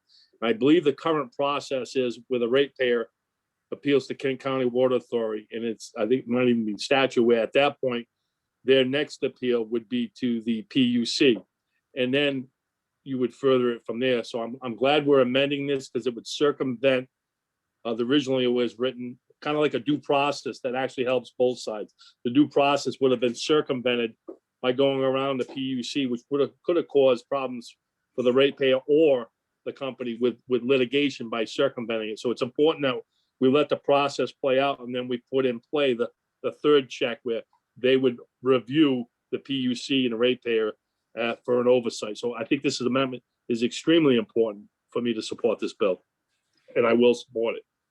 Okay, so now there are 3 sections to this resolution. One section is now amended to change from the investigation from the Attorney General to the investigation by the Division of Public Utilities and Carriers. And then the next section has to do with supporting a companion bill to be presented in the Senate. And I'm not sure what is meant by companion bill. You have to have one bill on the House side, and then you have to have a companion bill on the Senate side. They both have to pass. I understand that part, but what would the companion bill say? Since there's going to be some changes in it as to who's doing the investigation. So what would the companion bill actually say? Rep. Norrie has his hand up. I think he can clarify. Representative Norrie. Madam Chair, and I will defer to the representatives and senators that have much more time in me, but but I would think that any amendments to your resolution would say that you support 50-30, and any amendments that come from 50-30, not necessarily going specific to eliminating or changing the language to the PUC, because 50-30 that's already in is the bill that you actually want to support, but you want to support amendments that come from that bill. So I will defer to my housemate, Rep. Chippendale or Rep. Serpa, as to whether I'm correct or not, to give their opinion. But I think that that's what your amendment should, that's how your amendment should read, not to go specific as far as PUC. And then additionally, a companion bill is just so that the General Assembly, both the House and Senate, have duplicate bills so that they agree, both sides agree, and then the bill passes and moves forward. So, but again, they have to be companions or duplicates. Okay, good. All right, and then the third section was that there'd be an investigation by the Auditor General. So would that be included in any amendments that would go from the House bill to the Senate bill? Is that what you're suggesting, Representative Norrie? That we would not be specific in this resolution, but simply say we would be supporting a companion bill?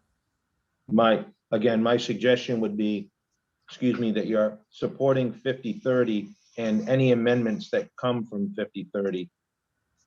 But again, I'll defer to one of my senior reps who have done this more than I have, please. Okay, Representative Chippendale. Yes, thank you, Madam President. Typically, when referencing a bill, it can be problematic if you offer a blanket resolution for any amended version of that bill, because the bill could conceivably be amended in a way that harms the town. So I would advise against blindly supporting amendments, but the general notion of what the bill is trying to do is what the emphasis should be on.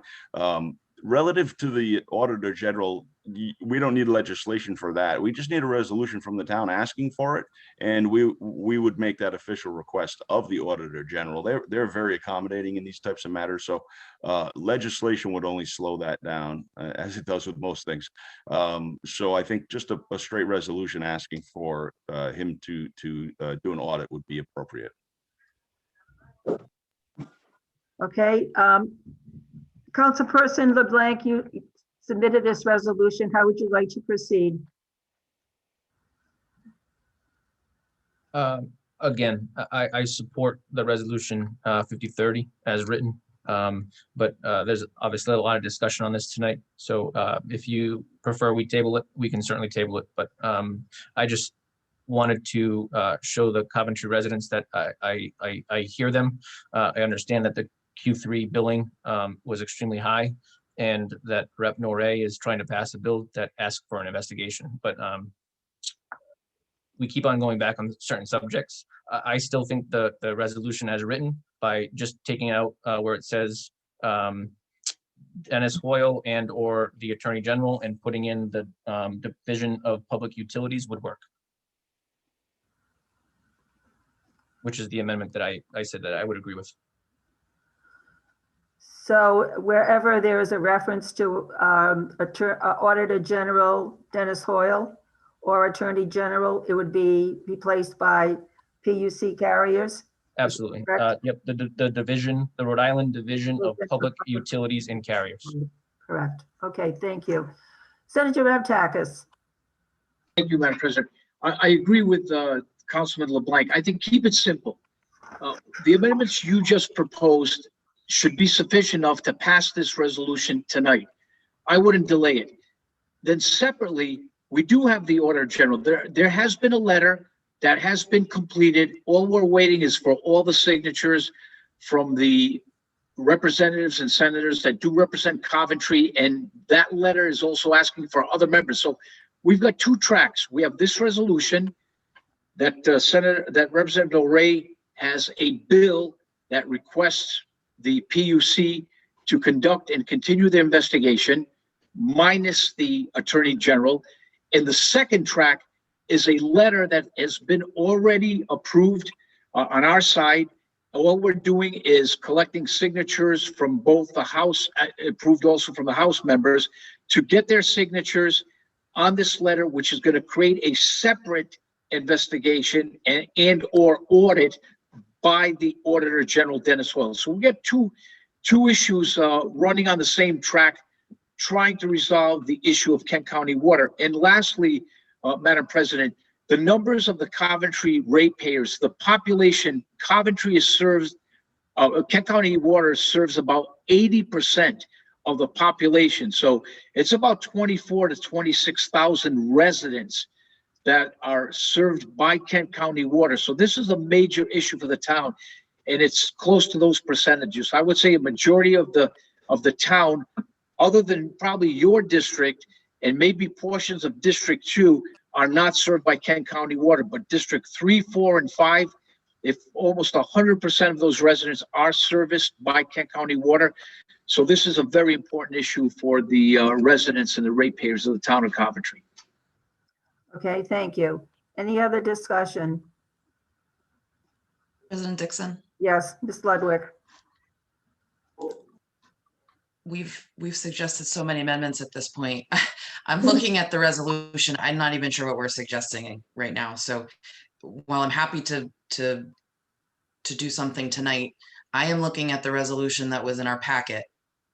I believe it's page 13 of 16. Yes. And I could really benefit from the specific changes here on what is being proposed. What I'm hearing proposed right now is, as Senator Raptakis has mentioned, there are two tracks going on. One is to request that the Auditor General conduct an investigation. That is a track that Senator Raptakis and other members of the delegation are working on. I would suggest that we not consider that as part of the resolution and let that track proceed along. The next whereas, which I have as whereas number 5, suggests that the Attorney General, Peter Nerona, conduct an investigation. The reference to General Attorney, Attorney General, it's repeated here, Attorney General Peter Nerona, that is being replaced by investigation by the Division of Public Utilities and Carriers. That is the appropriate group that is responsible for conducting investigations. And as we know, any complaints that are not solved at the Kent County Water Authority level, people are then suggested to go to the Public Utilities and Carriers. That's the group that Mr. Mancini is running, and he will then resolve all those issues that are remaining. So that's the suggestion, and that is the change from the Attorney General doing the investigation to the Public Utilities and Carriers. There has been no change in the suggestion that we would support Bill H 5030 and that it would be submitted, a companion bill would be submitted to Rhode Island Senate. So in general, there's an elimination of one of the whereas because that is being conducted by Senator Raptakis and his fellow delegates. The next whereas, we're just making one change from Attorney General to Public Utilities and Carriers, Division of Public Utilities and Carriers, and the next whereas stands. Is that correct, Mr. LeBlanc, as you see it? That is correct. Okay. President Dixon? Yes. That was helpful. Thank you. Thank you for considering the amendment, Council Member LeBlanc. I just have a comment before we vote on the motion here. This has been a pretty heated item, you know, not just for Coventry, but surrounding towns. And I did want to mention that I have had multiple conversations with Kent County Water. So we have 2 board members appointed from Coventry, the executive director, David Simmons. We had Mr. Mancini from PUC and Mr. Simmons present to us. I believe they also presented to the representatives a few weeks ago, the same materials. There have been pages and pages of information provided. You know, the level of detail feels appropriate. There's been a very thorough investigation from what I've seen, at least. Several of the residents in my district have asked for my help to make sure that their request has been followed up on. And so, in my opinion, it does feel as though Kent County Water is taking this very seriously. It does seem as though there are a few commonalities in the high rates, and then there is still some work to do on a few of the bills where people need their irrigation systems looked at. So I did want to say that, at least from my side, a support of the resolution with the amendments as we just went over is in no way to say that I think something fraudulent is going on at Kent County Water. It would be in support of the continued investigation that is currently happening. Thank you. Thank you. Are there any other members of the town council who would like to make a statement or have a question? I would like to reiterate what Ms. Ludwig has said. I have spoken personally to Mr. Mancini from the Division of Public Utilities and Carriers twice. I've spoken to Mr. Simmons twice on the phone. In addition, we heard a very extensive presentation by both of them at a town council meeting. I've also read the volumes of materials that are posted on the PUC site and also on the Kent County Water Authority site. I've read all the testimony that was presented on February 1st. And I really do feel that, first of all, thank you to Mr. Raptakis and Mr. LeBlanc for bringing to the public's awareness some of the issues that are being faced by our residents and also residents in nearby communities. I do believe that there has been an appropriate and very concerted effort by the Kent County Water Authority to fix their billing systems so that their billing cycle corresponds to the read cycle, and they are continuing to make more improvements. And I believe that there is a great effort to resolve every single issue that is being presented to them. And I do believe that come springtime, when Mr. Mancini can go out house to house and really talk to each of the residents about issues that they have, we will see an even higher rate of satisfaction among the customers. And I do believe it's appropriate that there be continued to be reporting and that this report will go to the Attorney General at the end of June. So I'm in favor of supporting this resolution, but I do agree that both of these units they've responded to every single request for a telephone call. They have responded to every single request for information. And they've also been very, not only reactive, but they've been proactive in providing information. So I'm satisfied that this is not any kind of condemnation about any of those groups. They are doing a lot of good work for the residents of the town. But I do want to show my appreciation to, as I said, Senator Raptakis, Mr. LeBlanc, and all the others who have raised the public's awareness and that things are moving along in a very forward, positive direction. So I'm ready for unless there's any other comments from members of the council, I'm ready for a motion. And the motion is to, as I mentioned before, to eliminate this section of investigation by the attorney, by the Auditor General that's being taken care of in another matter by Senator Raptakis. So we're eliminating that from the resolution. The next whereas, we're changing the Attorney General to the Division of Public Utilities and Carriers. And the next section, we are supporting the request to have a companion bill be submitted in the Senate for House Bill 5030. Do I have a motion? I'll make the motion. Thank you. Do I have a second? I'll second the motion. Thank you, Mrs. Shockley. Madam Clerk, roll call vote, please.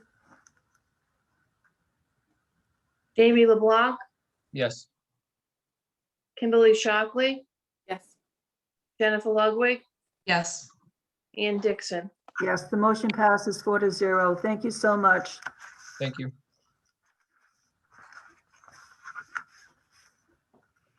The third item on our agenda is in reference to Chapter 191, the Coventry Sewer Ordinance discussion. intentions of the Coventry Town Council to amend Chapter 191 to eliminate paving costs from calculation of sewer assessments. Mr. Wazika, would you please like to discuss this items for us, please? Certainly, this is an issue we took up with our last assessments. We had eliminated the paving cost. It was one of the recommendations from the Auditor General's report. Councilmember LeBlanc also felt very strongly about this, and we've done it.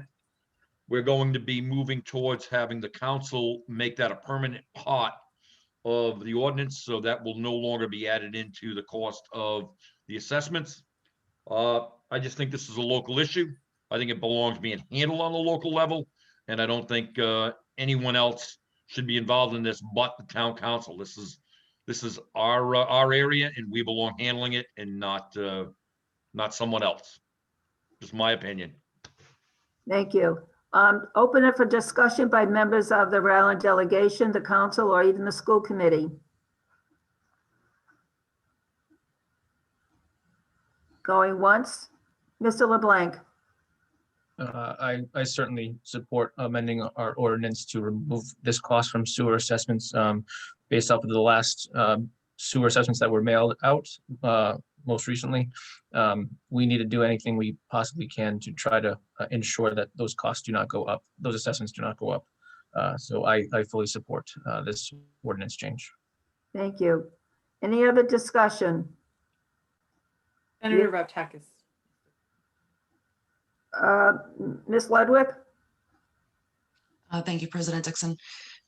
I do agree with the sentiment that this is a local issue that can be solved by a change in the local ordinance. I appreciate that in the past there may have been things happening at the state level that you deemed necessary to come in and put this type of change in place. I don't believe that that is the case any longer. There are people on the council now, I believe Mr. Councilmember LeBlanc and myself, who are on the sewer subcommittee, have been appointed to the sewer subcommittee. I have experience on the subcommittee. We are interested in changing the ordinance. This would not be the only item that we will look to change in the future. And I believe we can handle this at a local level. I did hear a few items that were mentioned earlier in the conversation from a few people talking about the number of bills we have to do. There's a lot that we have on the table.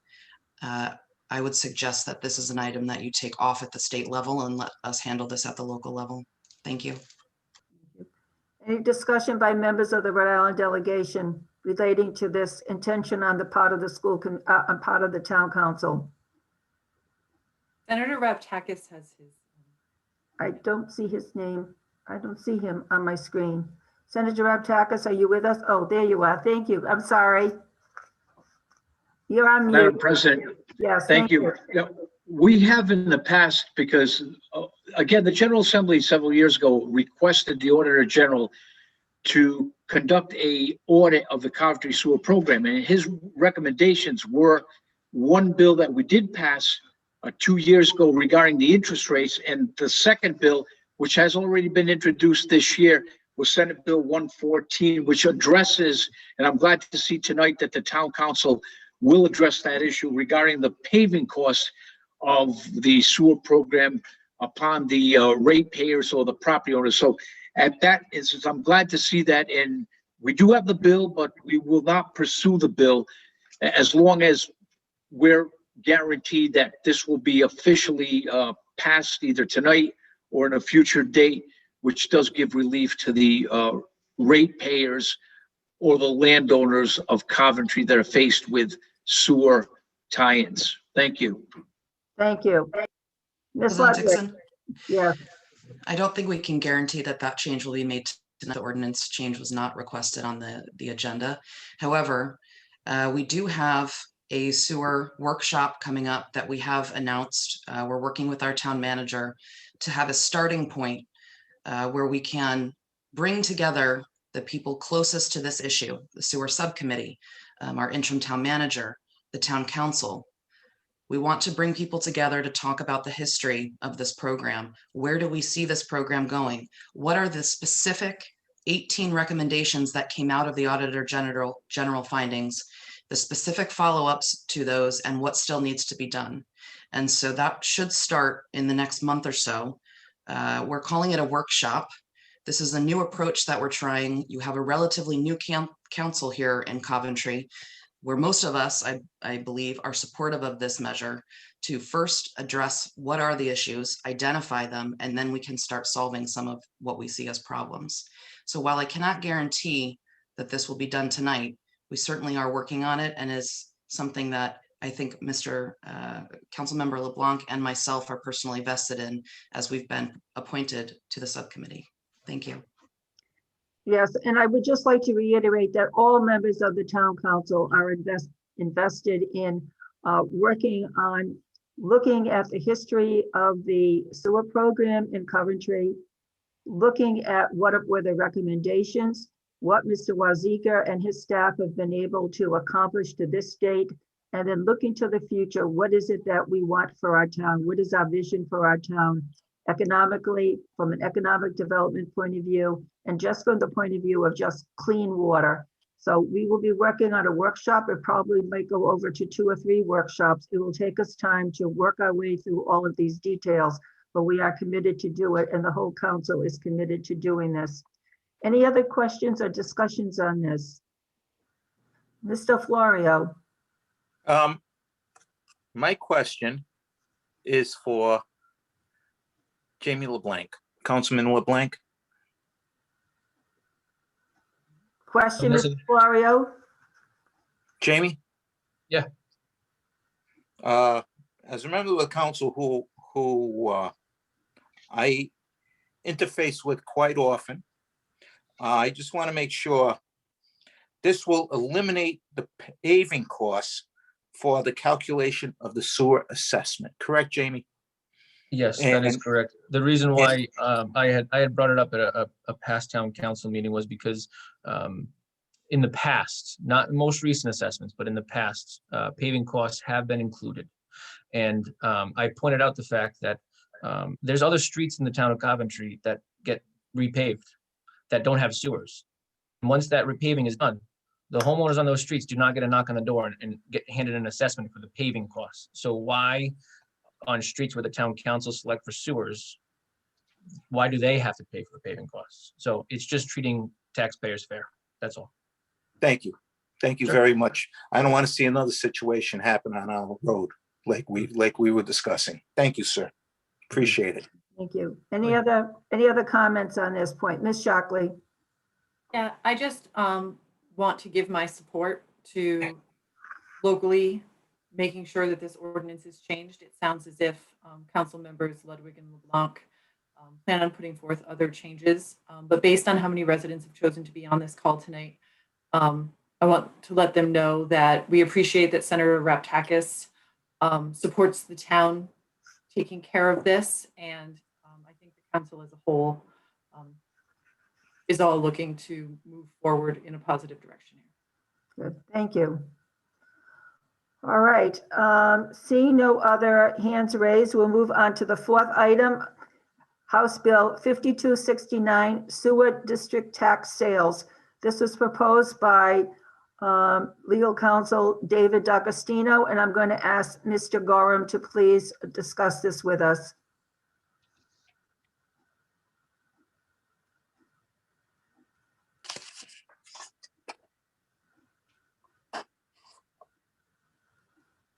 The bill that is included in the packet is a bill that the town opposes.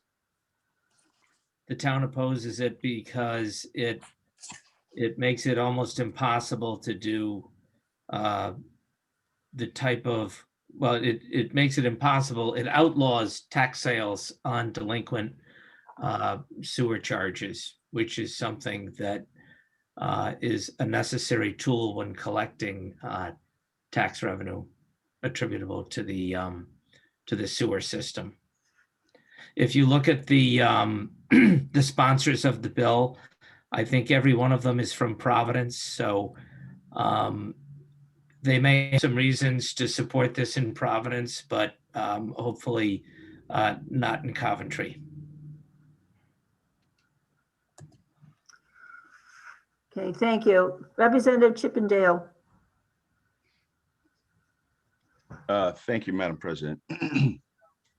I did review the bill previously, and I certainly see the town's concern on this, because it certainly does handcuff you when you're trying to collect on what would be considered a mechanical lien, I guess, would be placed on the house. And the tax sale is a sort of a weapon of last choice, right? You know, when you're going to put that person's house up for sale. And I think it worked as intended for a while, but 2 years ago, there was a absolutely atrocious change to the tax sale law that, in my opinion, essentially has lowered the bar to the point where it's so easy for investors to scoop up tax sales without homeowners having time to react, that I was completely opposed to the bill. I think it weakened and made particularly those people in Providence vulnerable to tax sales where they wouldn't have ordinarily. I think that's probably why we see so many Providence sponsors on there. I'm going to dig a little bit more in there, because I certainly appreciate the situation that Coventry's in and all the other towns. If this poorly intended law that I'm referring to regarding tax sales is what drove this, then perhaps there can be some sort of a resolution with the sponsors of this bill. I'll be happy to speak with them to try to find out what their intent is and how there may be some resolution that leaves this tool intact for towns like ours to be able to compel people to pay what they owe. There are often standalone bills for Providence, it being the largest municipality. So maybe you could use your persuasive power. My charm. Localize their concerns. Thank you. Thank you. Thank you. May I have a motion from a member of the town council to oppose House Bill 5269, the sewer district tax? I'll make a motion. Thank you. May I have a second? I'll second it. Thank you. Is there any discussion among members of the council? Is it? I do. We don't have a resolution, just checking here. Is The this just agen- for consensus? Well, the agenda says it's for discussion or action, so we're allowed to take a vote if we wish. I would like to just further research this and see if Rep Chippendale maybe can clarify with maybe they can try to localize this bill. I don't feel comfortable voting on it tonight, President Dixon, personally. That's fine. It's up to you as a council. Mrs. Shockley. I just want to make sure that the residents of Coventry are not put into that negative situation that Representative Chippendale speaks of. I think I agree with Mr. LeBlanc that probably I'm just not well informed enough on how the bill works and what its intent was. But I wouldn't want any other town outside of Providence to start getting these negative ramifications as well. So what we can do, if the motion is withdrawn, what we can do is put it on a future agenda of the town council. I'll withdraw the motion, and I think we need to understand whether or not we want to do a resolution here or what we're suggesting, because I'm not sure if we're seeking consensus, but it sounds like either way, we need to decide what we're voting on. That's fine. Okay, it is postponed to, or I should say tabled for now, and we will postpone it to a future meeting. So thank you very much. Okay. The next item on the agenda is to ask members of the Rhode Island delegation what legislation is being proposed or in the pipeline by the Rhode Island delegation that specifically relates to or will impact the town of Coventry, something that we have not discussed this evening. And this will be just a very quick 1 or 2 minutes on what's in the pipeline. Is there any comment by any member of the Rhode Island delegation concerning what is impactful for Coventry? Representative Nardone.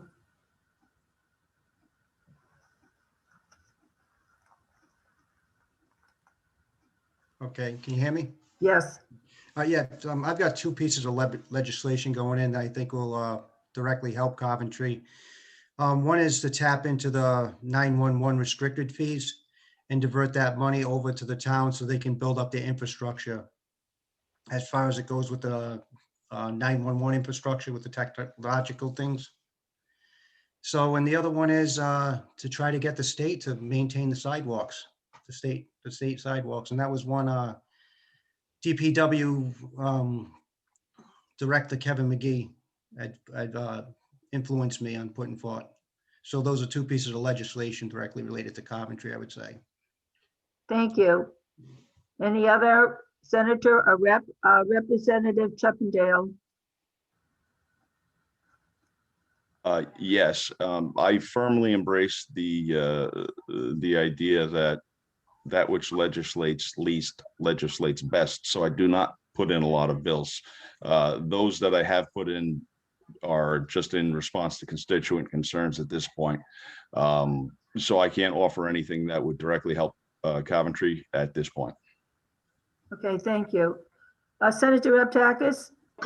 Thank you. Two minor bills. One was the lighting issue regarding our fire districts in town. There's been issues where the state does not want to pay for the lighting cost on state roads that are within the districts. So I'm going to reintroduce that bill once again. I know there's litigation with the town of Johnston and the and National Grid in the state of Rhode Island. So we're going to continue fighting that battle to save some money to our taxpayers that live within these fire districts that provide lighting for our state roads. And the second minor bill was a bill that we had that I put in the last 2 years, is regarding school listservs. I know we had an issue here in Coventry several years ago where we had organizations or political parties infiltrating our school listserv to advertise their causes. So that bill did pass the Senate last year. Because of COVID, we did not get a chance to have the bill pass in the House. So we're going to take up that issue again one more time. Okay, thank you. Anything else by members of the Rhode Island delegation? Okay, well, thank you so much for participating. The council is scheduling a follow-up meeting at the town council meeting on April 26th. So we want to follow up on some of the items that have been brought up at this meeting and just do a follow-up to see how well we're progressing toward reaching some of our goals. Mr. Wazika, how many members of the public are attending this evening? And would you please open it up to public comment? We currently have 108. We did max out that I saw it at 117. So all those in attendance, if anyone has a question, please raise your hand. If anyone in the public has a question for the legislators or the town or school committee, please raise your hand. Going once, going twice. Oop. We have one attendee. Hang on, please. Michelle, I'm going to bring you in. Please state your full name, spell your last name, and give your address, please.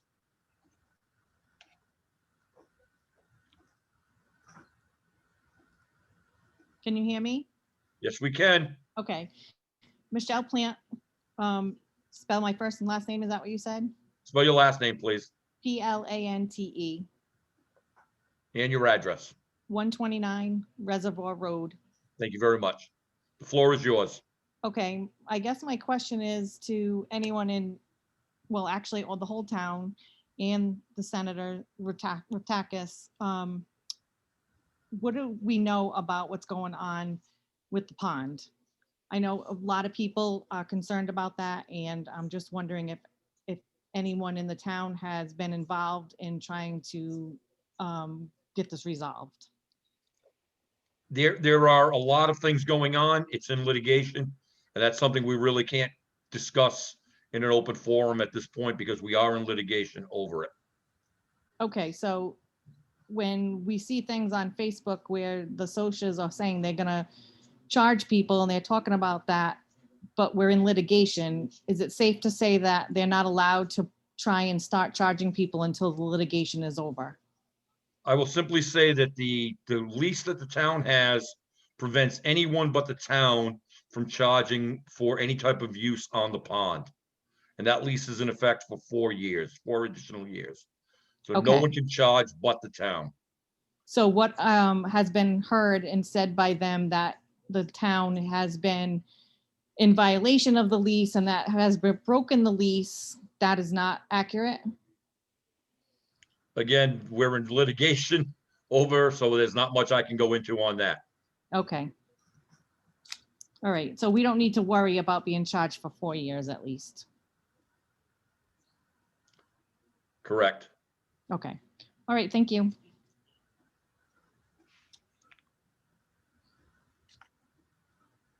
Madam Chair, we have an additional. Okay, Madam Chair, Senator Raptakis has his hand up.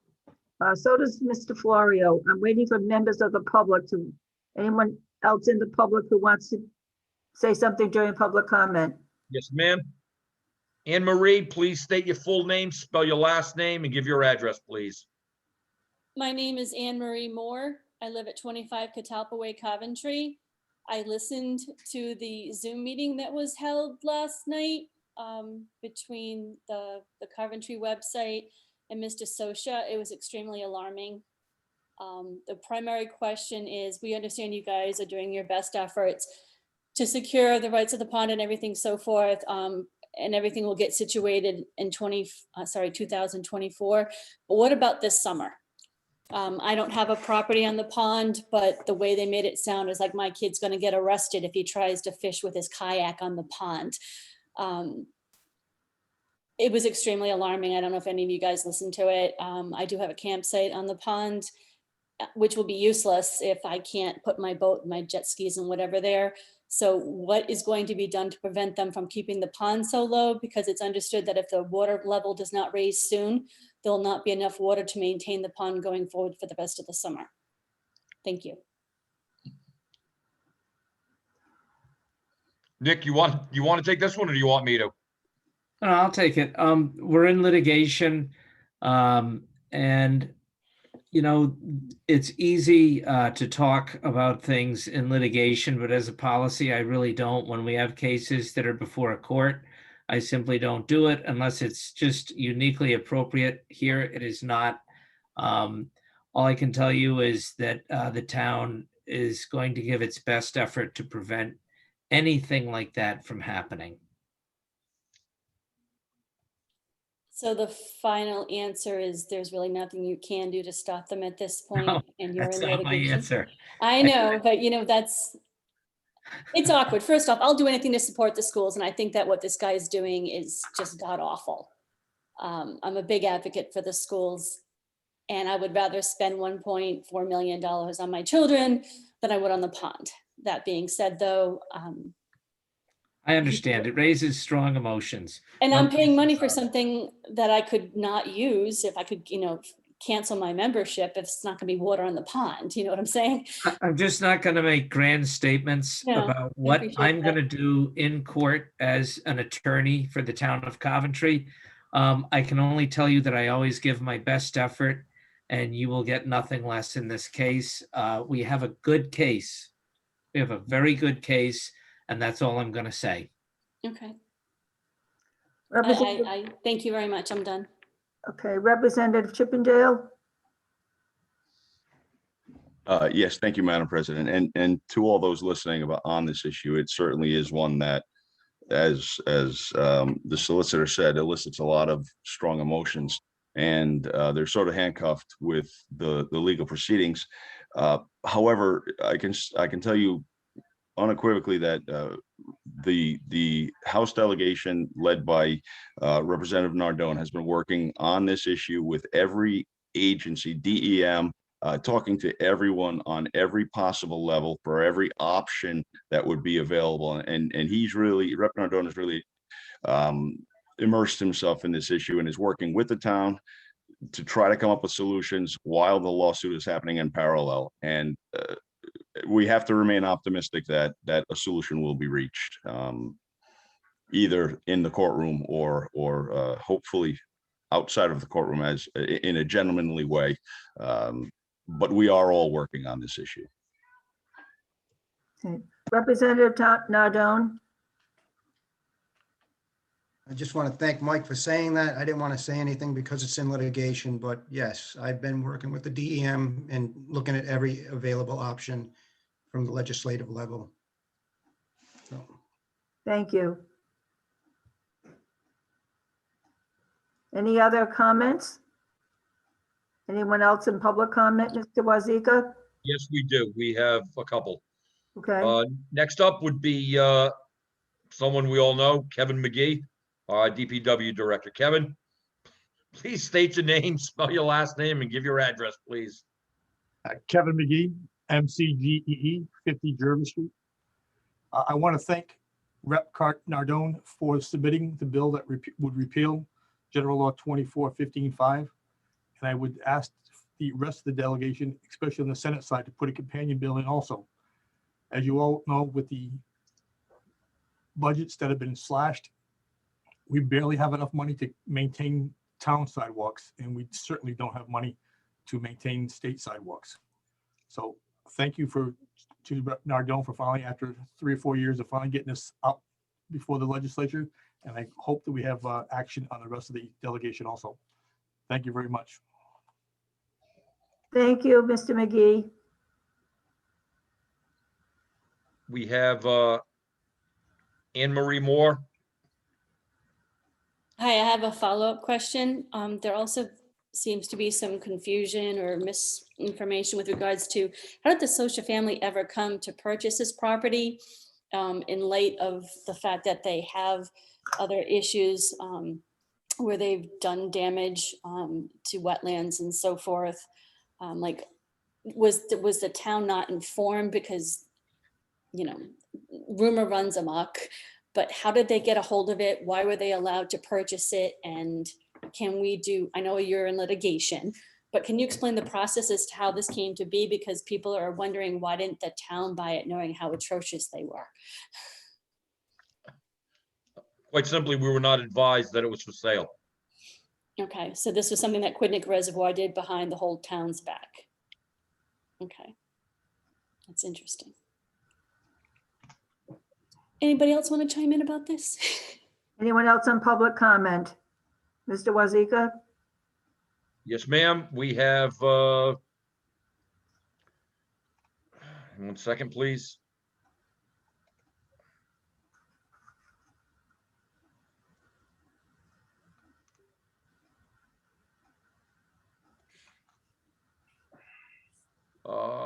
Michelle Plant again. Please state your full name, Michelle.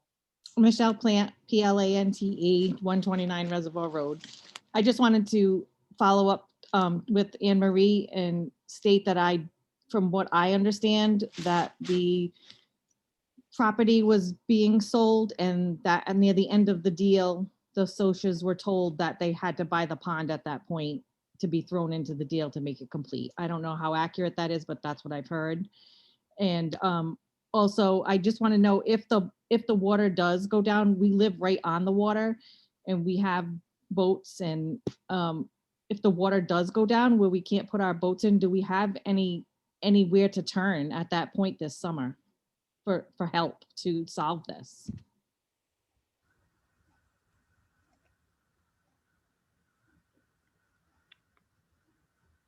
No. Do you want me to take it? Please. Again, it's in litigation. I think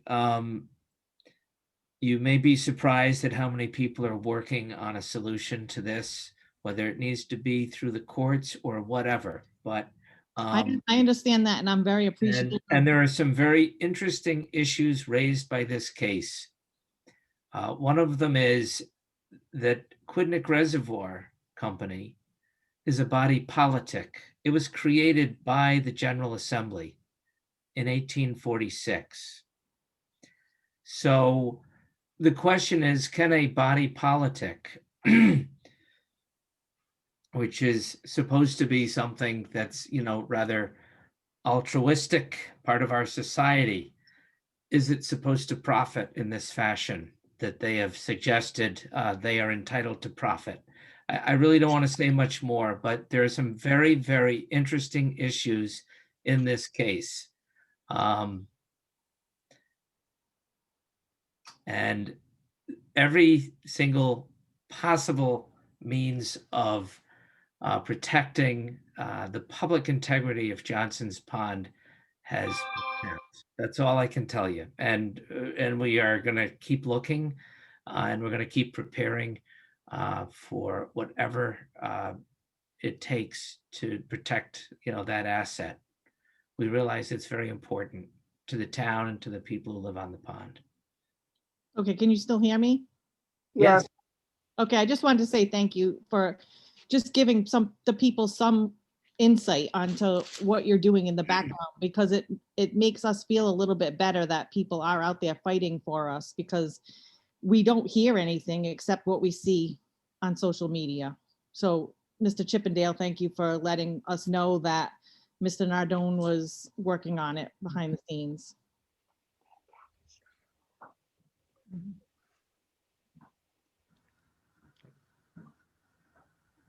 Okay, Mr. Wazika, there are more people for public comment?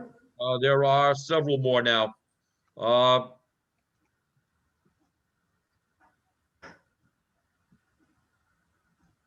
Okay, Paul, looks like Paul Ruggieri. Please state your full name, spell your last name, and give your address, please.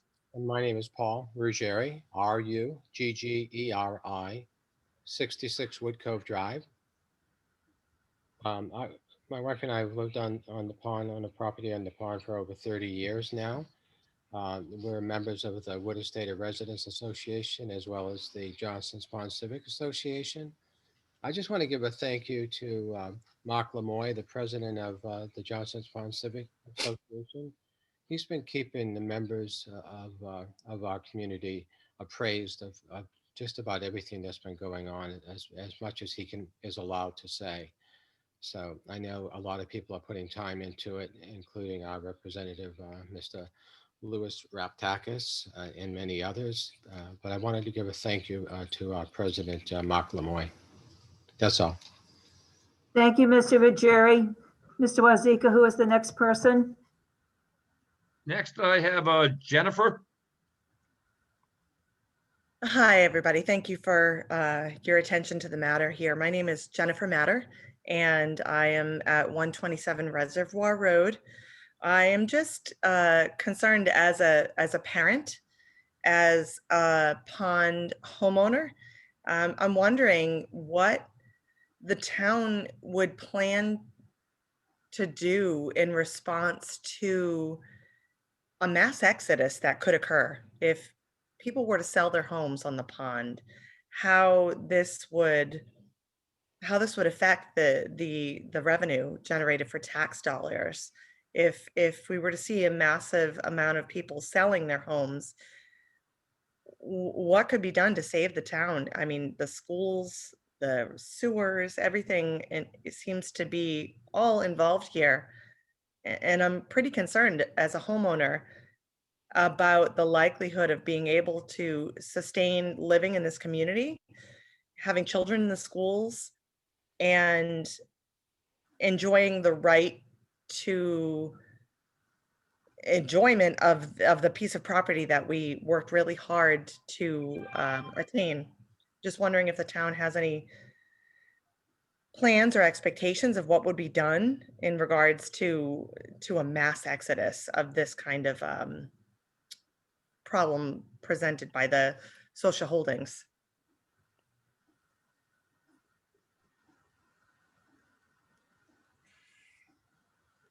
The only thing I can respond to with that is you're asking what happens if the absolute worst result takes place. And, at this juncture, it's just not a question I want to speculate on. I can only say that we're going to give our very best effort, as I've been saying all night, to make sure that that does not happen. And that's all I can say.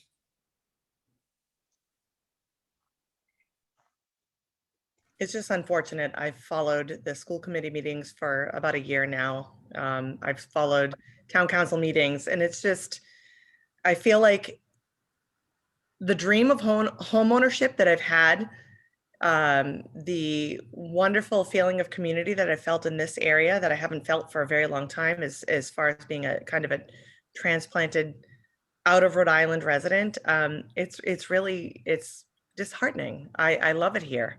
And I feel almost like my family needs to make a decision at this point, whether we're going to stay in the community. And it breaks my heart. We're a young, middle to upper middle class family with children in the school system and large tax paying benefits. And it's frightening to think that we may not have any control over anything that's happening. And I don't understand the legal logistics. And it's just, it's frightening as a homeowner to think about where it's going to go. I know you can't speculate, being that you're in litigation currently, and I understand that. But like Michelle said, having only social media to follow, it's frightening. I feel like we need to make decisions as homeowners as to whether we're going to stay or whether we're going to leave. It's not a great place to be. Thank you for all that you're doing. We really appreciate the work that you're doing. I've been following all of the town's happenings for a long time, and I'm just sad to think that we are actually considering leaving because of one person's agenda on privatization and profit of the pond. It just makes me sad. Miss Matter, I just want to mention that I can understand the emotions and the turmoil that is going through many homeowners' minds at this point of time. But I want to tell you that as council president, and I hope I speak for all the members of the council and school committee and staff, that we have faith in our town. We have faith in the leadership. We have faith in our ability to resolve these issues and problems. It may not seem as quick as you would like it to be, but I do have faith that we will come out on the positive end. That's all I can say at this point in time. Thank you, Ms. Dixon. I appreciate it. Mr. Wazika? Next on the is a Michael Noel. Michael, please state your full name, spell your last name, and give your address, please. Sure. Michael Noel, 188 South Main Street, Coventry. My question is if the pond is remained to be low for the remainder of the summer up and coming, it immediately affects the property values of these properties. Is the town going to do a revaluation of the property values for taxes? That isn't something that we've even looked at this point. No, we haven't approached that issue. I think it's a little But premature at this point. You do realize that people maybe even trying to sell their house now, it's decreasing the value even as we speak.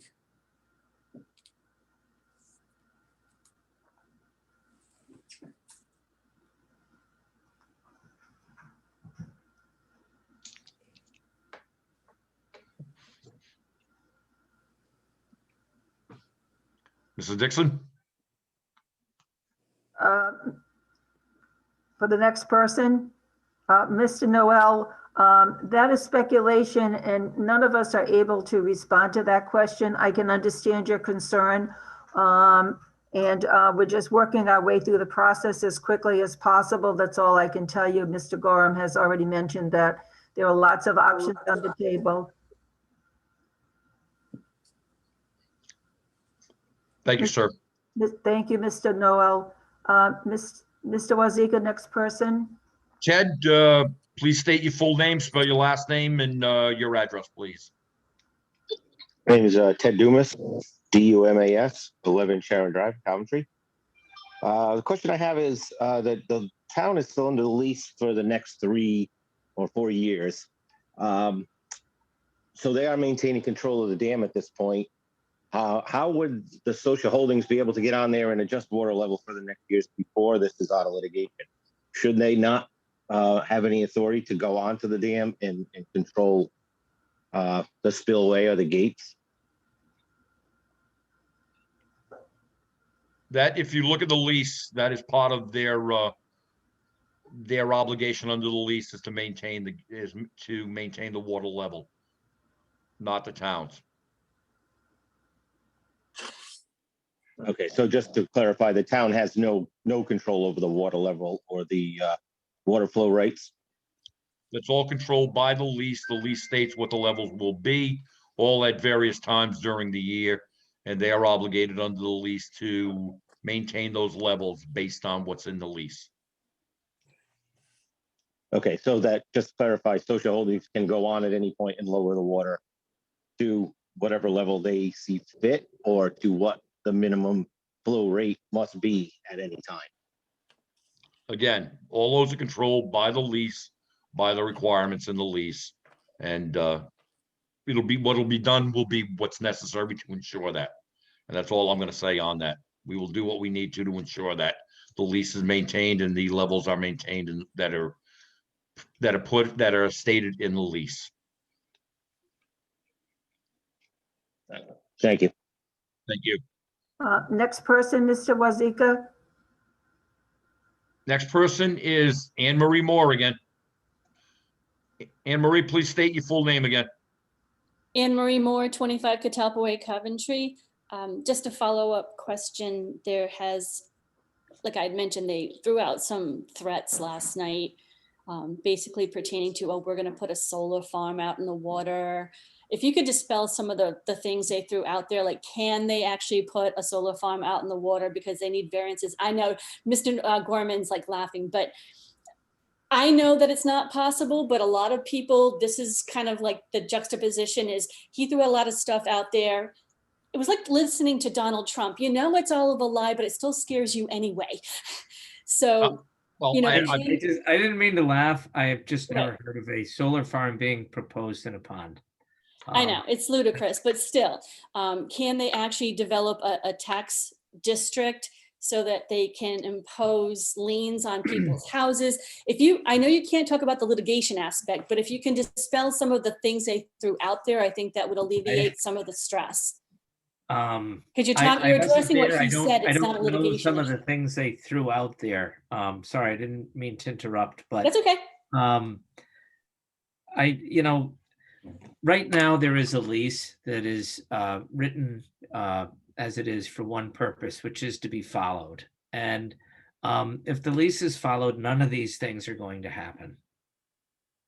But he's hanging his hat on the fact that he believes because the dam is been deemed fair, and it has been for decades, that, you know, we as a town, and, you know, he keeps saying the town like it's an individual person, we're a whole community. So when he threatens the town is getting all of this money, it's actually our children getting taxes for their schools. But getting back to the original issue is that, can you address some of the things he said so people do know that it's not realistic? I honestly don't know all the things he said. But you should watch the video. It's hysterical. If there are things that don't take account of the lease, then I just disagree. I think the lease was written to be followed, and the town has followed it. And, you know, I guess we could go through a whole bunch of things that people say they're going to do, but I don't usually find that constructive. I'm really sorry you're so worried. And I listen to every single thing that people have to say around Coventry about this. I know people are really, really uptight about it, and they're worried about their future. So it just pushes me to work harder to make sure that we get this straightened out. That's all I can tell you. Well, I know you guys are all doing your best, and a shout out to Mark Lemoy. He's been keeping us all apprised as best as possible. And I'm sure Mr. Raptakis will do something too. So yes, I think you're right, Mr. Lemoy. I think he does an excellent job as your leader, and he's been very cooperative and helpful. So thank you, Ms. Moore. Next person, Mr. Wazika. Michael Noel has a follow-up question. Thank you. Michael. I'm just following up on the last bit about the lease being followed, but last year it wasn't being followed because basically the pond was pretty low and the dam spillway gate was never closed throughout the whole time. I'm not sure. Ed, do you want to? Yep, nope. I agree with that, but Ed, why don't you? They actually, there was actually less water flowing than what was required to be flowing through there into the Patuxent. That's monitored on a daily, every couple of minutes, there's a reading taken down at the lower end of the Patuxent, and the flow rate is maintained and monitored by the USGS. And when in fact the water level began going lower, it was going lower for a number of reasons. One, the drought, the lack of rain, and in fact, there was an issue about them not letting enough water flowing out of the dam. So I know it's hard to believe, but they were actually in compliance for most of it, as far as they were not deliberately letting excess water out. That wasn't happening. Thank you. Thank you for your question, Mr. Noel. Are there any other questions? I don't see any. Mr. Wazika? I have none at the present time, ma'am. Okay, and we have two hands raised. Mr. Florio? Thank you, Madam Chair. Let me unraise my hand. Here we go. Madam Chair, can I speak to Mr. Gorham? You may address Mr. Gorham. Thank you. Mr. Gorham. Yes. Nick. Yes. On that same website yesterday, there seems to be a new player who has arrived. John Asselone has retained Chris Anderson as the attorney, as an attorney. And he laid out everything you said about 1846 and an actual opinion about what's going on. So I wish I copied that Facebook page, but it's up there. It's up there, and Chris Anderson's a good lawyer. He's a real good lawyer. Yeah, an excellent mentor. Yes. So yeah. So Yeah. I just wanted to make you aware that Mr. Asselone has entered into the picture, and his attorney's on it as well. Well, thank you. Thank you, Mr. Florio. Mr. You're Murray? welcome. Mr. Murray? Thank you, Madam Chair. So I want to make a quick comment as a public comment, because as someone directly impacted by this, as I look out my window, Jim and Marion Hill own the house next to me on the Hill Farm, which, as you may know, encompasses a large amount of property along the pond. Many of you know I'm a planner. And I did watch the video last night, and it is disconcerting to hear somebody talk about solar panels being floated on a pond and hydroelectric at a dam, all of which I can tell you as a planner would be an extremely heavy lift under local land regulation and DEM permitting requirements, regardless of what that individual said. And, just to put some of my community members at ease, I can tell you a lot of that, what was said was unfounded, was used as potential leverage to what is clear to me as a community member, to compel the town into some sort of agreement and the abutters around it. As a school committee member, this distracts from the larger effort we're trying to do with this building bond, right? Looking for the future of Coventry and building great stuff. And now I have community members looking to potentially move out, not looking to the future of the great things that we're doing, but looking to this story about the pond, which is really degrading the narrative here in the community again. So I just want to make the public comment that I do trust this council to do the right thing. I do trust this interim town manager to do the right thing. As a representative of District 1, I trust that my elected officials be fighting for the pond and to ensure that the public benefit is realized.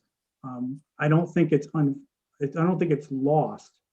And so as people ask questions and they see a lot of empty faces or no comments, I just think somebody needs to say that it's not because we all don't feel it. We are all impacted, whether we're community members or elected officials. It's just that there are only certain things we can do in certain capacities. And as this town manager said, it is in litigation, but that's not, I would urge people to tap in like I have into the Johnson's Pond Civics Association. Mark Lamoya has been great at distributing information. Trust the process. As a planner, I can tell you that there are processes in place to deal with this. So, and that's it. Thank you. Thank you. Mr. Wazika, there are two others who want to participate. Would you call on them and enter them in, please? Certainly. Susan Anderson, please state your full name, last name, and your address. I don't know how to work this, so, oh, okay. Hi, this is Chris Anderson. My wife is watching, 2115 Harkney Hill Road. I just want to make something very clear. Mr. Florio is wrong. I do not work for John Asselon. I have not been retained by Mr. Asselon. I have not been retained by anybody in this matter. I do not represent anyone in this matter. I just want to clear that up. Well, Thank I'm you. sorry. I'm sorry. Thank you, Mr. sir. Anderson.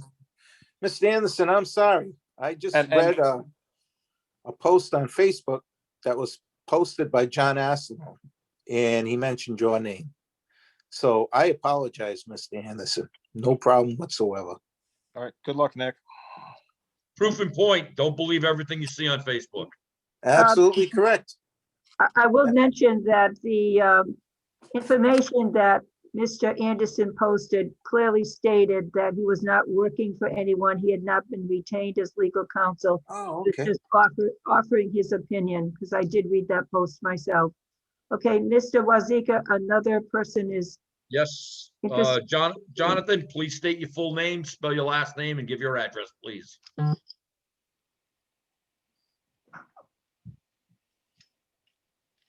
Jonathan, can you hear me? There we go. You guys hear me okay?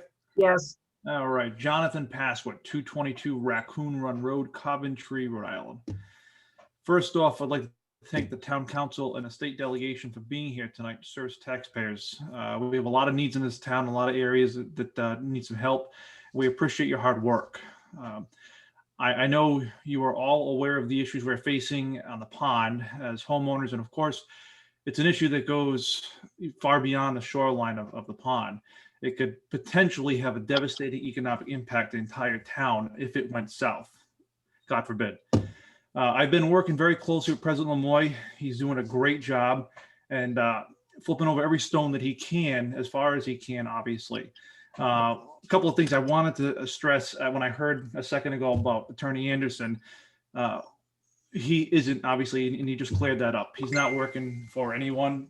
He kind of gave us a little bit of insight at the Pond Association level about some previous case law and how things read as they're written now in legislation. Part of my role with the association is I handle a lot of the public outreach for the association. I do a lot of the posting online, and I work with Mark on PR for the association. And I'm feeling obviously a lot of concern about this. And actually, Anne Marie Moore brought this up a little while ago, and it's something I wanted to ask if the town council could sort of just give a generalized statement on the process of, for example, putting a solar farm on freshwater wetlands. I personally know that it's very unlikely to happen, but I think, and as Anne Marie explained, I think her concern was that she wanted to just let people know what the process of something like that would be. Not saying it's possible or not. We're not saying that Social Holdings has actually got the ability to do this or actually had an offer, but what would it take to do something so drastic? I don't think it could happen, but that's just my humble personal opinion. One other thing I just wanted to point out too, there was a couple of mentions about the lease, and the lease ends in 2024, so it's not 4 years from now. I think it should be a little under it, so it should be 2024 is where the lease is at. And I did speak with DEM today, and I talked to them about the safety of the dam, because one of my other roles in the community, as many of you know, I'm a lieutenant firefighter paramedic here in Coventry. And so I obviously would have some concern on my own if the claims are being made that the dam is extremely unsafe, that you can't put water against the dam and it could rupture. Is this true? And my conversation with DM at that point was that there is no known hazard that could be an issue of that magnitude. but they're obviously, they're going to be reaching out officially and mentioning that. But that's, I just wanted to share that little bit of information with you guys. It's just not accurate at all, the claims that are being made. And it's sort of frightening to the public that live downstream from this dam if people are hearing there could be a rupture.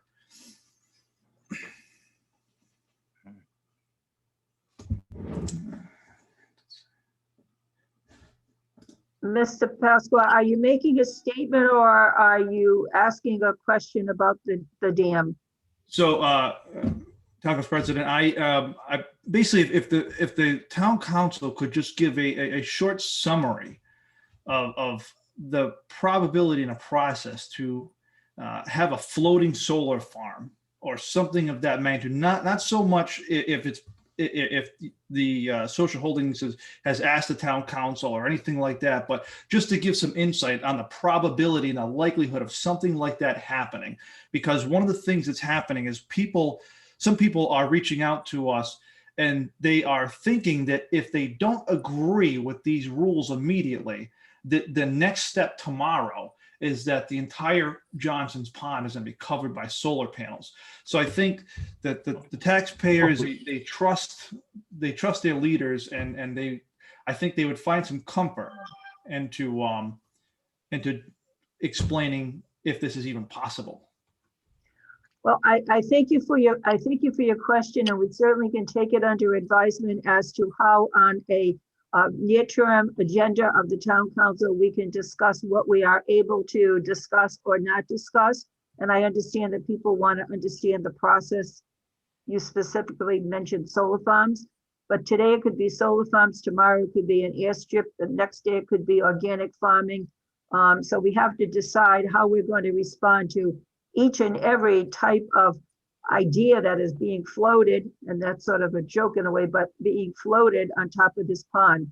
So we can certainly take this under advisement at a town council meeting and decide what would be appropriate action so that we can respond to people's concerns, but yet not spend so much time talking about every single idea that's going to be floated out by someone, because there could be dozens and dozens facing us in the next couple of weeks. I think you can understand that.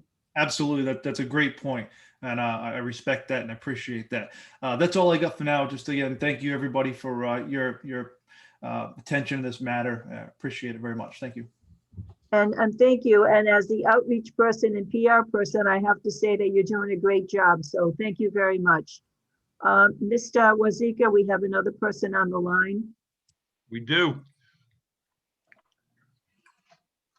Doug, please state your full name, spell your last name, and give your address, please.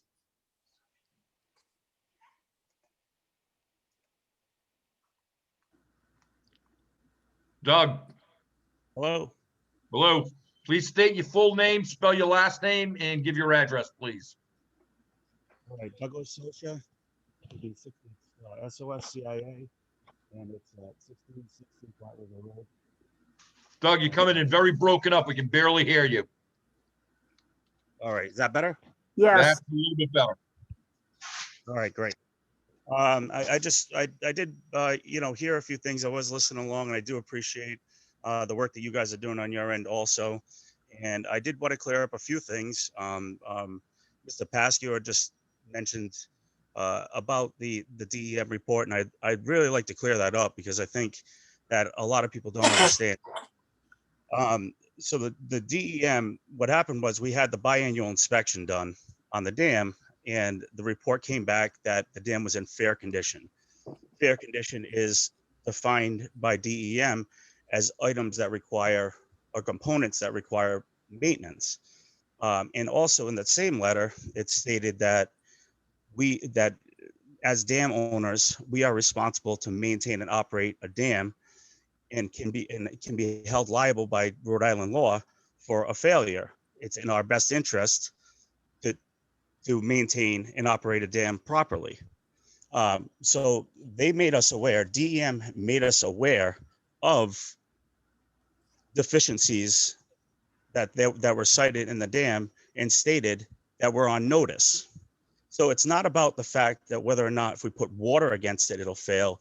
It's about the fact that we have additional liability And that is what is not being, that's not coming across. Now, we are in litigation regarding, this issue. However, people are taking it in that way. And I just wanted to make sure that that was cleared up, that we are not saying that, we're not claiming that the dam is at a point of, we don't know tomorrow if it fails, or that's not the point. That's not what we're saying. We've been told that we have additional liability due to the fact that it's not being maintained properly. And that is exactly the reason why we are where we are. And I just wanted to make sure that that was clear. Thank you, Mr. Sosha. Okay, thank you, guys. Mr. Wazika, any other people on for public comment? I don't see any. Okay, we'll go to the members of our council and school committee. Ms. Ludwig. Thank you, President Dixon. We've heard several people tonight that have or will be possibly impacted through the Johnson's Ponds issue. I did want to let those people know, and for those listening, you have multiple council people with residents that live on or around the lake, and even for those that are not on the lake. So for example, I'm in District 2, I am not on the lake. I had actually never been on the lake until I had a resident call me a few weeks ago. And I did go out to the pond. I heard from a few members that live there. I've taken phone calls, emails. I see things that are sent to my District 2 at Coventry RI website or email address. So I do want to at least offer a word that says, I'm listening. I am attempting to do my best to help us make good decisions. I am supportive of us finding a resolution. I find it incredibly frustrating that we cannot tell you more right now. And I probably am not the only person on this call that feels that way. As was mentioned earlier by President Dixon, I don't know if we need to make a motion to request a separate session where we can possibly have an executive session and speak with Mr. Gorham about what we can and cannot disclose to the public, what our view is and is not, and what a possible response is. If a motion would be appropriate, I'd be happy to make it. I am just concerned that at this point, I'm not sure what else we will get solved tonight without proper preparation on what we can and can't say. So I would like to suggest that we put this on an executive session in the future, have the discussion with Mr. Gorham and discuss some options on what we can disclose to the public, if that seems appropriate. Thank you, Ms. Ludwig, and I share your sentiment. Mr. Shockley. I agree with Representative Ludwig and have proposed to President Dixon that we do have a meeting. I think this council needs to be informed. I also appreciate Mr. Lemoy. Just so everybody knows, while I'm being careful not to comment because I do not want to comment on something that I've learned in an executive session, I'm reading everything that's sent to me and having discussions with President Dixon and Mr. Wazika. So we do want to be able to see what we can tell you.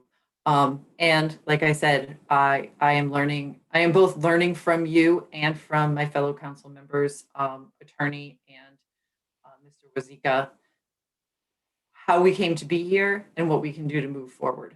But we are all diligently working on this along with the other issues that were discussed tonight. And I really appreciate our delegation. I know Mr. Reptakis is hoping to speak, and I am very curious to hear what he's doing as we move forward as well. Mr. Murray? I just want to thank everybody for the time tonight and just sum up, just putting a quick focus on the schools, even though the pond's taken the narrative, I guess, and refocus everybody on some of the positive. I mean, we've got this potential building project coming down the pipe that we're potentially eligible for 60% reimbursement. This is a community building endeavor.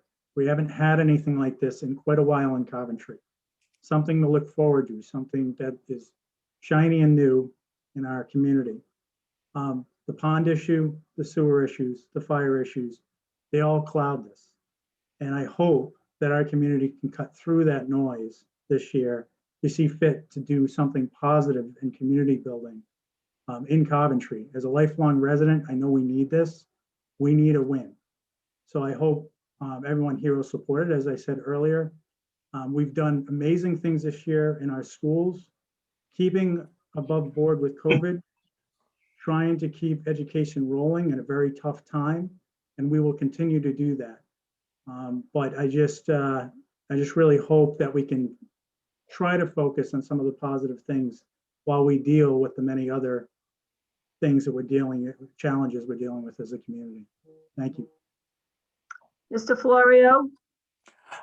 Madam Chair, I'm just wondering, could a copy of the lease of the that was signed with the Sakosha family, could that be on the town website, or would that be a violation of confidentiality? Mr. Gorham, maybe you can answer that. I'm sure it's a public document. Oh, so that could be placed on the town website.